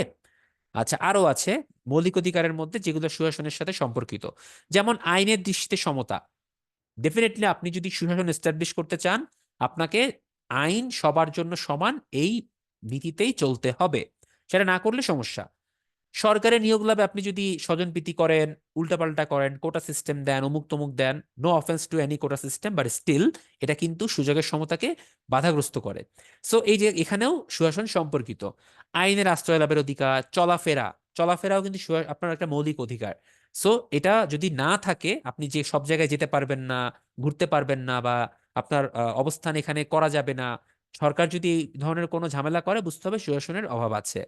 সমাবেশের স্বাধীনতা, সংগঠনের স্বাধীনতা, চিন্তা বিভাগের স্বাধীনতা, মোর অর লেস ইম্পর্টেন্টলি বাক স্বাধীনতা। আপনার কথা বলার অধিকার হরণ করলে সুশাসন ডেফিনেটলি বাধাগ্রস্ত হচ্ছে। ওকে। সো আমাদের বর্তমান কন্ডিশন কি, আমাদের বর্তমান কন্ডিশনে কি হচ্ছে কি না হচ্ছে, এটা ডিফাইন করাটা আসলে কষ্টকর, অনেকটা কন্ট্রোভার্সি তৈরি করবে। সো ওইদিকে আমি যাচ্ছি না। বাট যেটা ব্যাপার হচ্ছে, এগুলো না থাকলে কিন্তু আপনার সুশাসনের অন্তরায় বা সুশাসন বাধাগ্রস্ত হবেই। মৌলিক অধিকার বলবৎকরণ আমাদেরকে এনশিওর করা হয়েছে 44 আর্টিকেলে, যার মাধ্যমে আমরা 102 নম্বর আর্টিকেল অনুযায়ী হাইকোর্টে রিট করতে পারি। তো আপনার যদি কোনো কারণে সরকার মৌলিক অধিকার বলবৎকরণটা বন্ধ করে দেয়, ডেফিনেটলি আপনার প্রতি অবিচার বা অন্যায় করা হবে এবং সুশাসনকে বাধাগ্রস্ত করা হবে। সো এই যে লাল কালি দিয়ে মার্ক করা পার্টগুলা, এগুলোই হচ্ছে আপনার সুশাসনের সাথে সম্পর্কিত সংবিধানের অনুচ্ছেদ। এই দুইটা স্লাইড আবার একটু গো থ্রু করবেন, একবারে সংবিধানও পড়া হয়ে যাবে, এই অংশগুলো দেখা হয়ে যাবে। ওকে, এবার একটু দ্রুত গো থ্রু করি। মূল্যবোধের চালিকা শক্তি কোনটি? চ্যাট বক্সে রেসপন্স করেন, ফাস্ট ফাস্ট ফাস্ট। মূল্যবোধের চালিকা শক্তি খুবই ফেমাস একটা প্রশ্ন, প্রিভিয়াস কয়েকবার বিসিএস আসছে।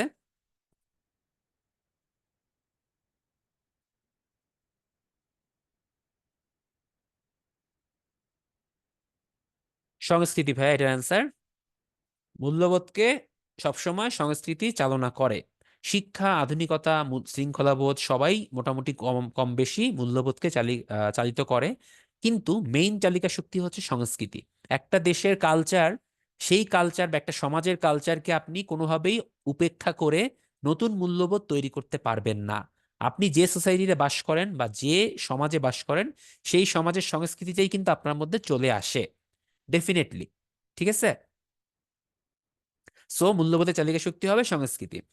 আচ্ছা, এবার আমরা চলে যাই আরেকটু সামনে। আইনের ধারণা, এটা আসলে আপনাদের সিলেবাসের মধ্যে ভাবে নাই, তারপরও আমি একটু রেখেছি। আইন কাকে বলে, অ্যারিস্টটলের সংজ্ঞাটা দেখেন। আইনের উৎস বিভিন্ন রকম হতে পারে। জন অস্টিন বলেছেন সার্বভৌম আদেশ হচ্ছে আইনের উৎস। হল্যান্ড বলেছেন 6টা উৎসের মাধ্যমে আপনার আইন তৈরি হয়। কাস্টমস বা প্রথা, দীর্ঘদিন চলে চলে আসা প্রথা। ধর্মের মাধ্যমে আইন তৈরি হয়। বিচারক একটা রায় দিল, সেটার মাধ্যমে আইন তৈরি হয়। ন্যায় বিচারের মাধ্যমে আইন তৈরি হতে পারে। বিজ্ঞানসম্মত মানুষজন যারা একটু সৃষ্টিশীল বা ক্রিয়েটিভ, তারা আলোচনার মাধ্যমে আইন তৈরি করতে পারে। এবং আইনসভা আইন তৈরি করতে পারে। এই 6টা হচ্ছে হল্যান্ডের মতে। ওপেনহাইমও সেম টাইপের কথা বলেছে, বাট তিনি আরেকটা জিনিস অ্যাড করেছেন, সেটা হচ্ছে পাবলিক ওপিনিয়ন বা জনমত। জনমতের মাধ্যমেও আইন তৈরি হতে পারে, এই কথাটা উনি এক্সট্রা বলেছেন। বাকি 6টা দেখেন আপনার হল্যান্ডের সাথে সামঞ্জস্যপূর্ণ। সো অস্টিন বলেন, হল্যান্ড বলেন বা ওপেনহাইম বলেন, যাই বলেন না কেন, আইনের উৎস ধরা হয় বর্তমানে 6টা। ঠিক আছে। আর জনমত বা সার্বভৌমতে সেগুলোকে একটু আলাদা করে দেখা হয়। সো এই স্লাইডটা দেখেন, এখানে দেখলে ক্লিয়ার হয়ে যাবে। আইনের উৎস মেইনলি হচ্ছে আপনার 6টা, বাট এখানে অনেকগুলো আছে। প্রথা, বিচারালয়, সিদ্ধান্ত, ন্যায়বোধ, ধর্ম। সো এত মুখস্থ করার দরকার নাই, আমি বলবো আপনি এই স্লাইড থেকেই আইনের উৎসটা পড়বেন।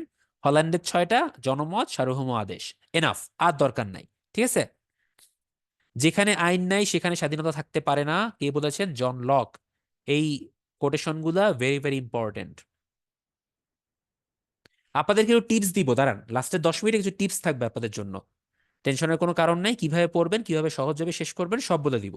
গুরুত্বপূর্ণ তথ্য: প্রাচীনতম উৎস হচ্ছে প্রথা, অর্থাৎ প্রথার মাধ্যমে আইন তৈরি হয়, এটা হচ্ছে প্রাচীনতম উৎস। ঠিক আছে। আর গুরুত্বপূর্ণ উৎস হচ্ছে ধর্ম, কারণ আমরা ম্যাক্সিমাম ক্ষেত্রে ধর্মীয় ব্যাপারগুলোকেই আইনের মধ্যে নিয়ে আসি। ঠিক আছে। আচ্ছা, আইনের শ্রেণীবিভাগ: জাতীয় আইন আছে, যেমন দেশের মধ্যে সরকারি বেসরকারি আইন। আন্তর্জাতিক ক্ষেত্রে আইন আছে, প্রশাসনিক আইন আছে, ফৌজদারি আইন আছে। একবার রিডিং পড়বেন, আর কিছু লাগবে না। স্বাধীনতা কি? স্বাধীনতার জিনিসটা আপনাদের সিলেবাসে নাই, তারপর আমি একটা স্লাইডে রাখছি। স্বাধীনতার ব্যাপার হচ্ছে আপনার ইচ্ছা মতো আপনি যা খুশি করতে পারেন, সমস্যা নাই, বাট, একটা বাট অ্যাড করা হয়েছে, কিন্তু তাতে যেন অন্য কোনো মানুষের কোনো ক্ষতি বা অসুবিধা না হয়, তাকেই স্বাধীনতা বলে, সোজা কথা। অর্থাৎ আপনি যা মনে চায় তাই করবেন, কিন্তু অন্য কারো ক্ষতি করতে পারবেন না, এটাকেই স্বাধীনতা বলেছেন। কে বলেছেন? Herbert Spencer. এবং তার সংজ্ঞাটাই কি সব থেকে বেশি আসলে মানে গুরুত্ব দেওয়া হয়েছে, বিকজ এইটাই সব থেকে বেশি প্রচলিত সংজ্ঞা। ওকে, এই একটা সংজ্ঞা পড়েন, আর কিচ্ছু লাগবে না, স্বাধীনতা নিয়ে আর কিছু পড়ার নাই। নেতৃত্ব, এই যে বলছিলাম সুশাসন এস্টাবলিশ করতে গেলে আপনার একটা ভালো নেতৃত্ব লাগবে, একটা ক্যারিসমেটিক লিডার লাগবে। আমাদের বঙ্গবন্ধু ছিলেন একটা ক্যারিসমেটিক লিডার, সো তার লিডারশিপটাকেও আমরা ফলো করতে পারি, হোয়াট এভার। সো নেতৃত্ব অনেক রকম আছে। তো সেই একটা ভালো নেতৃত্ব দেওয়ার জন্য বা আপনি যদি ক্যারিসমেটিক লিডার হতে চান, আপনার মধ্যে কিছু গুণাবলী থাকতে হয়। নাম্বার ওয়ান, আপনার ব্যক্তিত্ব থাকতে হবে। আপনার পার্সোনালিটি দেখে যেন মানুষজন বুঝে যে আপনি একজন ক্যারিসমেটিক লিডার। আপনার মধ্যে অবশ্যই উইজডম লাগবে বা প্রজ্ঞা বা বুদ্ধিমত্তা লাগবে। আপনার অবশ্যই মেন্টালি আপনাকে সুস্থ হতে হবে। আপনি অসুস্থ মানসিকতা নিয়ে কাউকে বা কোনো জাতিকে নেতৃত্ব প্রদান করতে পারবেন না। অভিজ্ঞতা দরকার হবে, আপনাকে কাজ করতে হবে, কাজ করে শিখতে শিখতে দেন আপনি তারপর লিডারশিপ করবেন। আপনার মধ্যে শিক্ষা থাকতে হবে, দূরদৃষ্টি থাকতে হবে, আপনার ভালো কথা বলতে হবে, আপনাকে আবার শুনতেও হবে মানুষের কথা, অধৈর্য হওয়া যাবে না। আপনি কোনো সাইডে যেতে পারবেন না, নিউট্রাল কাজ করতে হবে। আপনার মধ্যে ন্যায়নীতি থাকবে, উদারতা থাকবে, আপনার মধ্যে আত্মসংযম থাকবে, বানানটা ভুল হয়েছে, আপনার মধ্যে দায়িত্ববোধ থাকবে।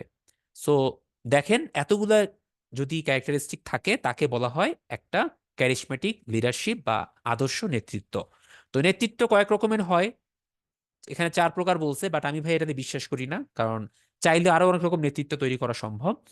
বিশেষজ্ঞ সুলভ, রাজনৈতিক, সম্মোহনী, প্রশাসনিক, এরকম আরো আছে, তত্ত্বাবধানকারী, একনায়ক, গণতান্ত্রিক, সনাতন নেতৃত্ব, হোয়াট এভার। এই নেতৃত্বের প্রকারভেদ মুখস্থ করতে হবে না, আপনি যা জেনে রাখেন যে কোন কোন গুণাবলী থাকলে ভালো নেতা হওয়া পসিবল, সেটা শিখে রাখেন, তাহলেই হবে। সুশাসন প্রতিষ্ঠায় নেতৃত্বের ভূমিকা, এই যে শুরুতেই বলছিলাম ক্লাসে যে সুশাসন থাকতে গেলে আপনাকে একটা ভালো নেতৃত্ব হতে হবে। যেমন দলীয় নীতি নির্ধারণ করতে হবে ভালো মতো, রাষ্ট্রের নীতি নির্ধারণ করতে হবে, জনমত গঠন করতে হবে, রাজনৈতিক শিক্ষা বৃদ্ধি করতে হবে, আপনাকে সঠিক পরিকল্পনা প্রণয়ন করতে হবে, গণতান্ত্রিক মূল্যবোধ দৃঢ় করতে হবে, জাতীয় সবার মধ্যে সংহতি আনতে হবে, একতা আনতে হবে। জাতির মধ্যে যদি বিভাজন থাকে, সেখানে সুশাসন আনা ইম্পসিবল। সো এটা হচ্ছে একটা রিটেন প্রশ্নের মতো হয়ে গেছে। আপনার এত কিছু পড়ার দরকার নাই, খালি একবার রিডিং দিয়ে যাবেন এই 2টা স্লাইড। আচ্ছা, এই পর্যন্ত যা যা বলছি সব কি ক্লিয়ার, বোঝা যাচ্ছে? একটু রেসপন্স করেন চ্যাট বক্সে।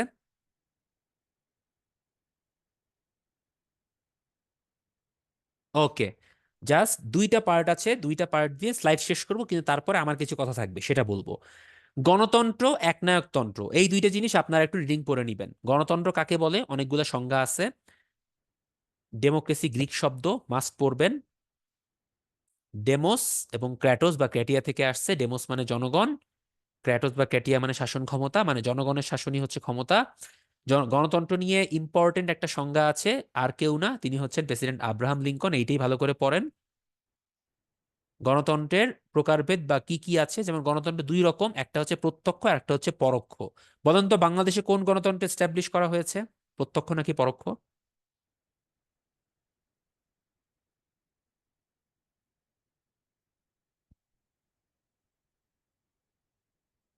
না, হলো না, হলো না, প্রত্যক্ষ তো না ভাইয়া, প্রত্যক্ষ না তো ভাইয়া।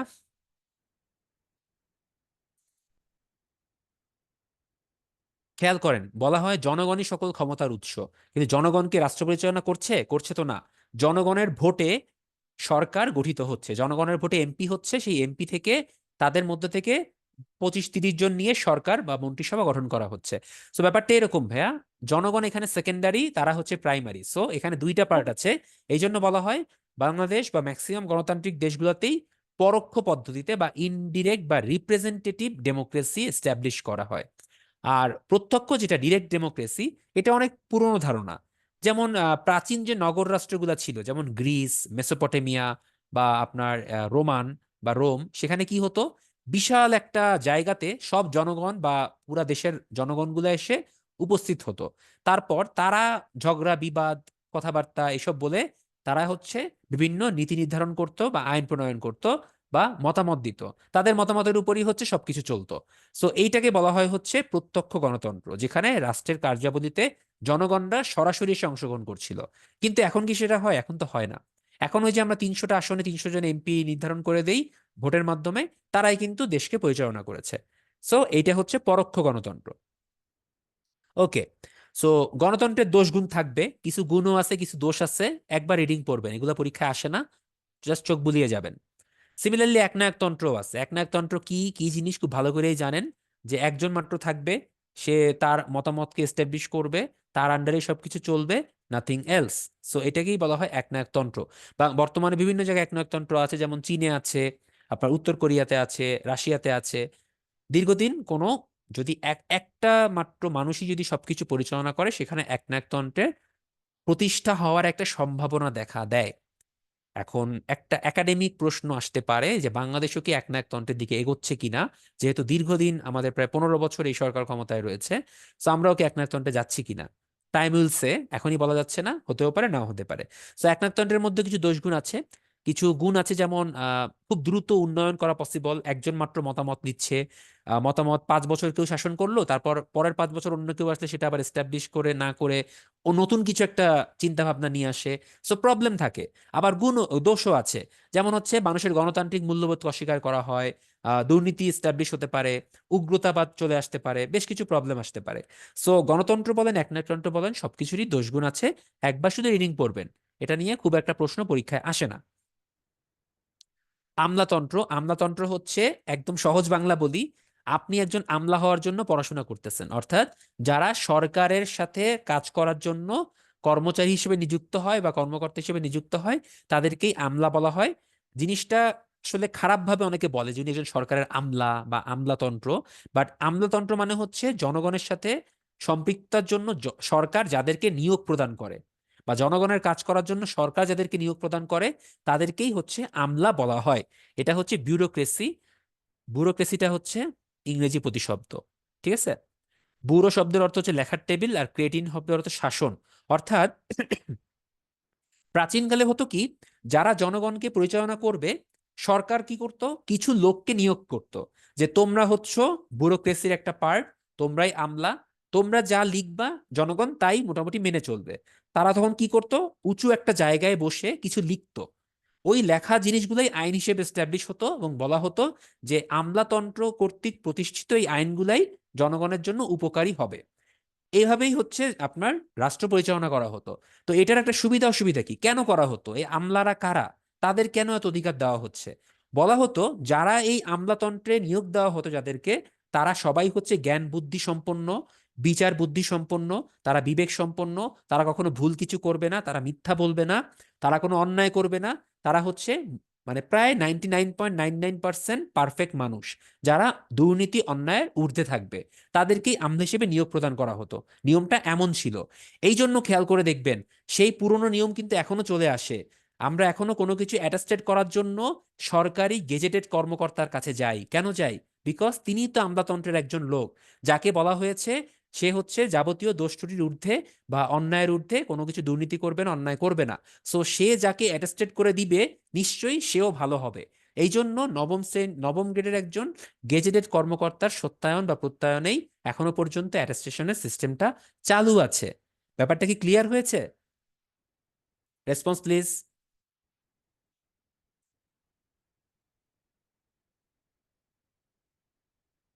আচ্ছা, যাই হোক, থ্যাংক ইউ। এখন মানে বর্তমান যে কন্ডিশন, তাতে কতটুকু নবম গ্রেডের কর্মকর্তারা সঠিকভাবে প্রত্যয়ন করে বা তারা এগুলোর ঊর্ধ্বে কিনা আমি জানি না, আমি নিজে ঊর্ধ্বে কিনা আমি জানি না। কিন্তু ব্যাপারটা হচ্ছে, আগে ছিল সেটাই চলে এসেছে, এটাকেই আমলাতন্ত্র বলা হয়। ঠিক আছে? জাস্ট বুঝে রাখেন তাহলেই হবে, আর একটু রিডিং পড়ে নিয়েন। ওকে। আমলাতন্ত্রের বৈশিষ্ট্য কি? দক্ষতা, কর্মক্ষেত্র থাকবে, নিয়োগ পদোন্নতি হবে, তারা পেশাদার এবং বেতনভুক্ত হবে, তারা নিরপেক্ষ থাকবে। এই কিছু গুণাবলী তাদের মধ্যে থাকবে, বা তাদের কিছু বৈশিষ্ট্য আছে। ওকে। লাস্ট পোল কোশ্চেন, সুশাসন প্রতিষ্ঠায় নাগরিকের কর্তব্য কি? নাগরিকের মেইন কর্তব্য হচ্ছে নিয়মিত কর দেওয়া, যেটা আগে বলেছি।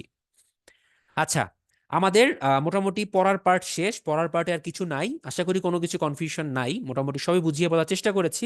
আমরা একটু কোশ্চেন সলভ করবো, বাট কোশ্চেন সলভ করার আগে আপনাদেরকে একটু আইডিয়া দিব। আমি জানি না আগের ক্লাসে এটা আমি বলতে পেরেছিলাম কিনা বা কেউ বলেছে কিনা, নৈতিকতা মূল্যবোধ সুশাসন পার্টে 3 রকমের প্রশ্ন আমি দেখেছি এই পর্যন্ত। 3 types question. Number 1, definition type question বা ডেফিনেশন বা সংজ্ঞা বেসড কোশ্চেন। আপনারা বলতে পারেন ভাই এটা আবার কি? সংজ্ঞা বেস কোশ্চেন হচ্ছে এই যে আমরা গণতন্ত্রের সংজ্ঞা দেখলাম, একনায়কতন্ত্রের সংজ্ঞা দেখলাম, আইনের সংজ্ঞা দেখলাম, বা নৈতিকতার সংজ্ঞা পড়েছি, মূল্যবোধের সংজ্ঞা পড়েছি, সুশাসনের সংজ্ঞা পড়েছি। তো এখানে তো অনেকগুলো সংজ্ঞা পড়েছি। তো ম্যাককর্নির সংজ্ঞা কোনটা, জন লকের সংজ্ঞা কোনটা, অ্যারিস্টটলের সংজ্ঞা কোনটা, এরকম একটা দুইটা সংজ্ঞা প্রায় পরীক্ষায় আসে, খেয়াল করে দেখবেন। সো ওই সংজ্ঞাগুলাই হচ্ছে আপনার এই পার্টের মধ্যে পড়বে। নাম্বার টাইপ 1 যেটা ডেফিনিটিভ বা সংজ্ঞামূলক প্রশ্ন। নাম্বার 2, কিছু আছে আপনার মুখস্থ করতে হবে, মুখস্থ ইনফরমেশন, যেমন মূল্যবোধের চালিকা শক্তি কি, এই যে একটু আগে সংস্কৃতি বললাম। তারপরে ইউএনডিপির মতে সুশাসনের উৎস কয়টি, মুখস্থ করতে হবে। জন অস্টিনের মতে আইনের উৎস কয়টি, আপনাকে মুখস্থ করে বলতে হবে। বা বলা হলো যে আহ, মানে এই টাইপের প্রশ্নগুলো আর কি, যেগুলো আপনাকে একদম মুখস্থ এক লাইন উত্তর আপনার জানতেই হবে। এই টাইপের প্রশ্ন কয়েকটা দেখা যায়। Number 3, confusing question. এই কোশ্চেনের পার্টটাই থাকে সব থেকে বেশি। কনফিউজিং কোশ্চেন এজন্য বলছি, আপনাকে যে 4টা অপশন দেওয়া হবে আপনার কাছে মনে হবে 4টা অপশনই সঠিক, এর মধ্যে একটা হচ্ছে ওয়ান অফ দ্য বেস্ট বা বেস্ট অ্যান্সার, সেই বেস্ট অ্যান্সারটাকে আপনাকে অপশনে দাগাতে হবে, তা না হলে আপনার ভুল হবে। এখানেই সবাই ভুলটা করে। এই কনফিউজিং কোশ্চেন থাকে মিনিমাম 4-5টা, সংজ্ঞামূলক প্রশ্ন থাকে হচ্ছে মনে করেন ম্যাক্সিমাম 2টা, আর মুখস্থ ভিত্তিক প্রশ্ন থাকে হয়তো 3-4টা। এই কনফিউজিং কোশ্চেন থেকেই ভুলগুলো হয় এবং নেগেটিভ নাম্বারিং এর কারণে নাম্বারটা কমে যায়। যেমন আমার 38তম বিসিএস যেটা হয়েছিল সেটা একটু বলি। আমি আমার যদ্দূর মনে পড়ে আমি মনে হয় 5টা পূরণ করেছিলাম, আল্লাহর রহমতে 5টা হয়েছিল নো নেগেটিভ মার্কিং। আমি 10-এ 5 পাইছি ভাইয়া এখানে, মানে লজ্জা পাওয়ার কিছু নাই। বাট আমি হ্যাপি ছিলাম বিকজ এর বেশি দরকার নেই আমার। আবার আমারই এক ফ্রেন্ড বা সামহাউ কেউ একজন মনে হয় 9টা পূরণ করছিল, তার 3টাই ভুল গেছে। তো 9-এর মধ্যে 3টা যদি ভুল যায়, 9 থেকে 3 বাদ দিলে 6 পাবে। আবার 3টার জন্য 0.5 করে 1.5 মাইনাস, আলটিমেটলি সে আমার থেকে 0.5 নাম্বার কমে গেছে। তার মানে আমার থেকে মিনিমাম 5-6 হাজার বা 10,000 পজিশন সে পিছায় গেছে। তো ব্যাপারটা বুঝতে পারতেছেন কেন নৈতিকতাতে সময় কম ব্যয় করবেন? বিকজ এই অংশটা পড়বেন বা টেকনিক্যালি পড়বেন, ছেড়ে দিবেন না। আমি ছাড়তে বলছি না বা না পড়তে বলছি না, পড়বেন বা টেকনিক্যালি। আপনি ডেফিনেশন একটু মুখস্থ করেন, বাট কতগুলো মুখস্থ করবেন? চাইলেও 100% ডেফিনেশন মুখস্থ করা পসিবল না। এই অংশটাই হয়তো একটু ভালো করা সম্ভব, প্রিভিয়াস ইয়ারের কোশ্চেন থেকে কমন টমন আসে। আর কনফিউজিং কোশ্চেন গুলো হয় হচ্ছে নিজের চিন্তা শক্তি ব্যবহার করে অ্যান্সার করতে হয়। কিছু আছে না পড়লেও চলে এই কনফিউজিং কোশ্চেনের মধ্যে। উদাহরণ দিব, আসেন দিচ্ছি। দেখেন, ভালো মন্দ কোন ধরনের মূল্যবোধ, এটা কিন্তু মুখস্থ করার দরকার হয় না। চিন্তা করেন ভালো মন্দ কোন ধরনের মূল্যবোধ, এই অ্যান্সার দেওয়া পসিবল চাইলেই। এটা একটা নৈতিক মূল্যবোধ। এই যে দেখেন, মুখস্থের কোনো দরকার নাই। এগুলো হচ্ছে কনফিউজিং প্রশ্ন এবং মুখস্থ ছাড়া প্রশ্ন। ইউ ইউটিলিটারিয়ানিজম এই গ্রন্থের লেখককে, এটা মুখস্থ, এটা আপনি না জানলে জীবনেও পারবেন না। জন স্টুয়ার্ট মিল। আমি জানতাম না, আপনি জানতেন না, পারবেন না। জ্ঞান হয়ে পুণ্য এই উক্তি কার? এটা হচ্ছে ডেফিনেশন বা সংজ্ঞামূলক প্রশ্ন। এটাও আপনি যদি না জানেন পারবেন না, এটা প্লেটোর উক্তি। শর্তহীন আদেশ ধারণাটির প্রবর্তককে, এটাও একটা সংজ্ঞামূলক প্রশ্ন, মানে টাইপ 1 প্রশ্ন। আপনি যদি না জানেন এটা পারা সম্ভব না, ইমানুয়েল কান্ট। সুশাসন 4টি স্তম্ভের উপর নির্ভরশীল এই অভিমত কোন সংস্থা প্রথম প্রকাশ করে? এটা হচ্ছে মুখস্থমূলক প্রশ্ন, আপনাকে জানতে হবে, মুখস্থ করে জানতে হবে। এটা বিশ্বব্যাংক প্রথম বলেছিল। সভ্যতার অন্যতম প্রতিচ্ছবি কোনটি? এটা হচ্ছে কনফিউজিং প্রশ্ন বা টাইপ 3 প্রশ্ন। এটার জন্য আপনার খুব একটা পড়তে হয় না, আসেন অপশন টেস্ট করি, বের হয়ে যাবে। সভ্যতার অন্যতম প্রতিচ্ছবি কোনটি? সভ্যতার অন্যতম প্রতিচ্ছবির মধ্যে সুশাসন হতে পারে, রাষ্ট্র হতে পারে, নৈতিকতা হতে পারে, কিন্তু সমাজ না থাকলে সভ্যতা আসতেই পারে না। সো ডেফিনেটলি সমাজ হচ্ছে অন্যতম প্রতিচ্ছবি। খেয়াল করেন, অন্যতম বলেছে, একমাত্র বলেনি কিন্তু। সো 4টাই কিন্তু অ্যান্সার, বাট বেস্ট অ্যান্সার সমাজ। বিপরীত বৈষম্য নীতিটি প্রয়োগ করা হয় কার ক্ষেত্রে? এটা হচ্ছে টাইপ 2 প্রশ্ন, মুখস্থ ভিত্তিক প্রশ্ন। এটা হচ্ছে আপনার পিছিয়ে পড়া জনগোষ্ঠীর মধ্যে। এই পিছিয়ে পড়ার মধ্যে সংখ্যালঘুও পড়ে, প্রতিবন্ধীও পড়ে, নারীও পড়ে, কারণ এরা যে কেউই পিছিয়ে পড়তে পারে। মূল্যবোধের চালিকা শক্তি সংস্কৃতি, মুখস্থ ভিত্তিক প্রশ্ন টাইপ 2। জাতিসংঘের অভিমত অনুসারে সুশাসনের লক্ষ্য উদ্দেশ্য কোনটি? এটাও মুখস্থ ভিত্তিক প্রশ্ন টাইপ 2, যেটা হচ্ছে মৌলিক অধিকার রক্ষা করা। নাকি নাকি মৌলিক স্বাধীনতার উন্নয়ন, কোনটা? এটা নিয়ে কনফিউশন আছে, অনেকে বলে মৌলিক অধিকার রক্ষা, অনেকে বলে মৌলিক স্বাধীনতার উন্নয়ন। বাট আমার মতে এটা মৌলিক স্বাধীনতার উন্নয়ন হওয়া উচিত। কেউ কেউ মৌলিক অধিকারের কথাও বলে, হোয়াট এভার। আপনারা এটাকে অ্যান্সার ধরেন, মৌলিক অধিকার কাটা দিয়ে দিলাম, হ্যাঁ। এই প্রশ্নটা আপনার হচ্ছে কনফিউজিং বা না পড়ে গেলেও চলে। সুশাসন প্রতিষ্ঠায় নাগরিকের কর্তব্য কি? আপনি কর দিবেন ভাই, এটার জন্য তো মুখস্থ করতে হয় না। অর্থনৈতিক ক্ষেত্রে সুশাসন প্রতিষ্ঠিত হলে এটাও আপনার না মুখস্থ করা, মানে না পড়ে গেলেও চলে। অপশন টেস্ট করেন। দুর্নীতি দূর হয়, হ্যাঁ হয়। বিনিয়োগ বৃদ্ধি পায়, হ্যাঁ পায়। আইনের শাসন প্রতিষ্ঠিত হয়, হয়। কিন্তু জিনিসটা যেহেতু অর্থনৈতিক ক্ষেত্রে, বিনিয়োগ বৃদ্ধি পাওয়াটা বেস্ট অ্যান্সার। সো ডেফিনেটলি এইটাই অ্যান্সার হবে। ব্যক্তি সহনশীলতা শিক্ষা লাভ করে, কনফিউজিং প্রশ্ন। চারটা থেকেই সহনশীলতা পায়, কোনটা বেস্ট হবে? এই তো দিলাম ঝামেলায় ফেলে। সুশাসন আসে কখন? যখন নৈতিকতা মূল্যবোধ একসাথে যুক্ত হয়। কর্তব্যবোধ কখন আসে? যখন আপনার মধ্যে মূল্যবোধ থাকবে বা নৈতিকতা থাকবে। আইনের শিক্ষা কখন পাবেন? যখন আপনার মধ্যে মূল্যবোধ নৈতিকতা ঠিকমতো থাকবে। সো মূল্যবোধ আর নৈতিকতার মাধ্যমেই সবকিছু আসে। সো মূল্যবোধ আছে অ্যান্সারে, আছে। এই যে এইটাই হবে অ্যান্সার। সো এগুলোর জন্য পড়তে হয় না, জাস্ট চিন্তা করলেই হয়ে যায়। নিচের কোনটি সুশাসনের উপাদান নয়? এটা মুখস্থ ভিত্তিক প্রশ্ন টাইপ 2। নৈতিক শাসন এটা উপাদান নয়। সুশাসনের কোন নীতি সংগঠনের স্বাধীনতাকে নিশ্চিত করে? অংশগ্রহণ, সবাই অংশগ্রহণ করতে পারবে। এটাও মুখস্থ ভিত্তিক প্রশ্ন। ইউএনডিপি কয়টি উপাদান বলেছে? মুখস্থ ভিত্তিক প্রশ্ন। ইউএনডিপি বলেছে 9টার কথা। নৈতিক শক্তির প্রধান উপাদান কি? এটা হচ্ছে না পড়ে গেলেও চলে, কনফিউজিং প্রশ্ন, চারটাই অ্যান্সার মনে হবে, বুঝে শুনে অ্যান্সার দিতে হবে।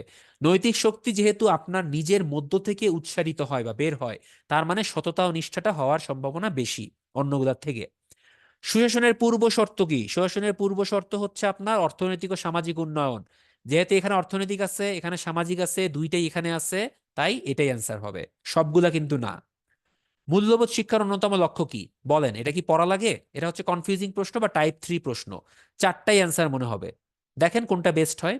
মূল্যবোধ শিক্ষার অন্যতম লক্ষ্য হচ্ছে আগে সমাজকে রক্ষা করা। আপনার দুর্নীতি তো রোধ করা যাবে, সামাজিক অবক্ষয় যদি না হয় দুর্নীতিও হবে না। সাংস্কৃতিক অবরোধ, রাজনৈতিক অবক্ষয় এগুলো পরের কথা, আগে আপনি সমাজকে রক্ষা করেন। সো ডেফিনেটলি সমাজ সবার আগে।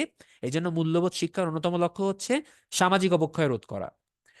সুশাসনের পথে অন্তরায় কোনটি? আপনারাই বলেন, লাস্ট প্রশ্ন, অ্যান্সার দিয়ে দেন চট জলদি।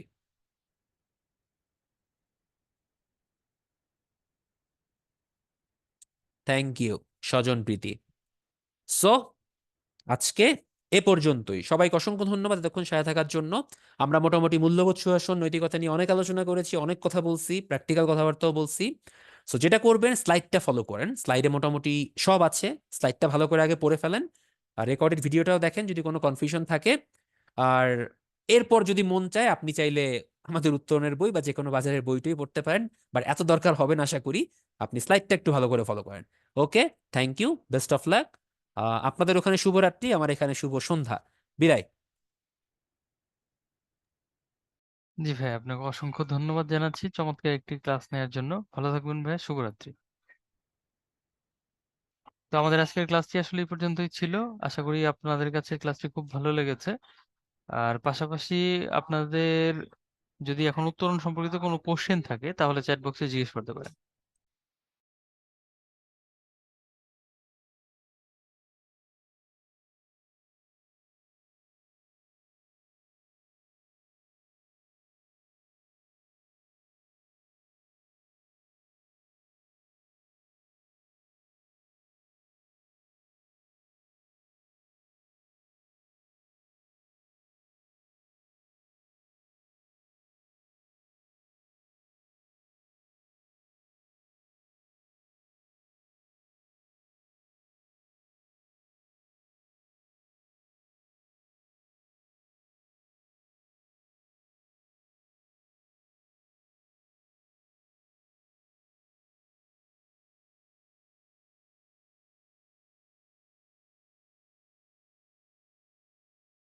আচ্ছা, আপনারা একজন হচ্ছেন রুটিনটা চেয়েছেন, আমি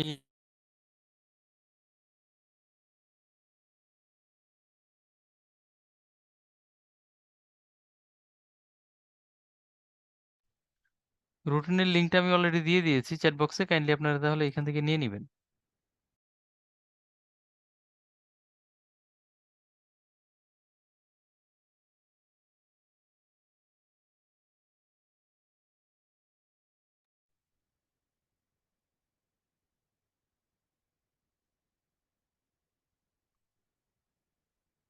না ভাইয়া, লাইভ এক্সাম গুলো যদি আপনি মিস করেন সেটা পরবর্তীতে দেওয়ার সুযোগ থাকে না, এই জন্যই আপনাদেরকে বলি যে আপনারা এক্সামটা অ্যাটেন্ড করেন। হ্যাঁ, মানে আপনারা যদি ফুল এক্সামটা দিতে মানে কোনো কারণে অসুবিধা থেকে থাকে, সেক্ষেত্রে কিন্তু কোশ্চেনটাও মানে পেতে পারেন।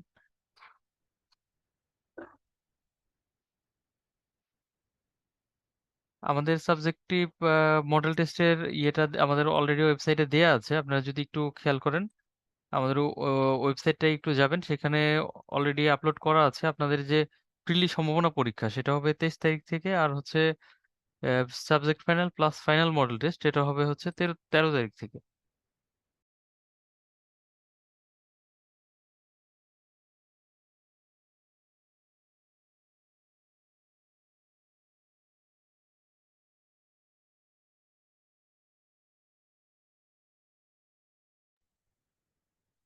আলামিন ভাই, আপনারা যদি কোনো বই এখনো নেওয়া বাকি থেকে থাকে সেক্ষেত্রে আপনার ব্রাঞ্চে কন্ট্যাক্ট করে তারপর হচ্ছে কালেক্ট করেন। হ্যাঁ,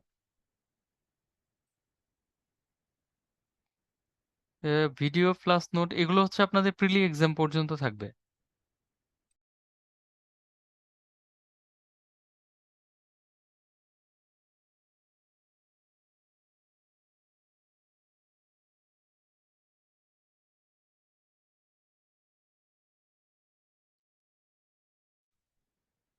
হ্যাঁ, এটা ওয়েবসাইটে দেওয়া আছে, আর আপনাদের যে পরীক্ষাগুলো এগুলো আপনারা চাইলে ফিজিক্যাল অনলাইন দুটো ওয়েতেই দিতে পারেন, আর সেক্ষেত্রে একটু ব্রাঞ্চে কথা বলে তারপরে যেতে হবে আর কি।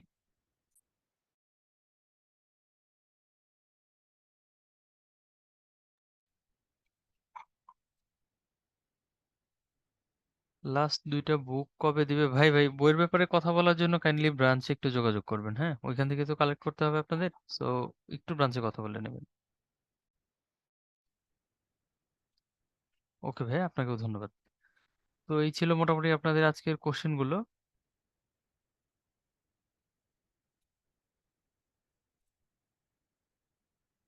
হ্যাঁ, আমি চেষ্টা করেছি আপনাদের কোশ্চেন অ্যান্সার গুলো দেওয়ার জন্য। তাহলে আজকের মতো আমরা শেষ করছি।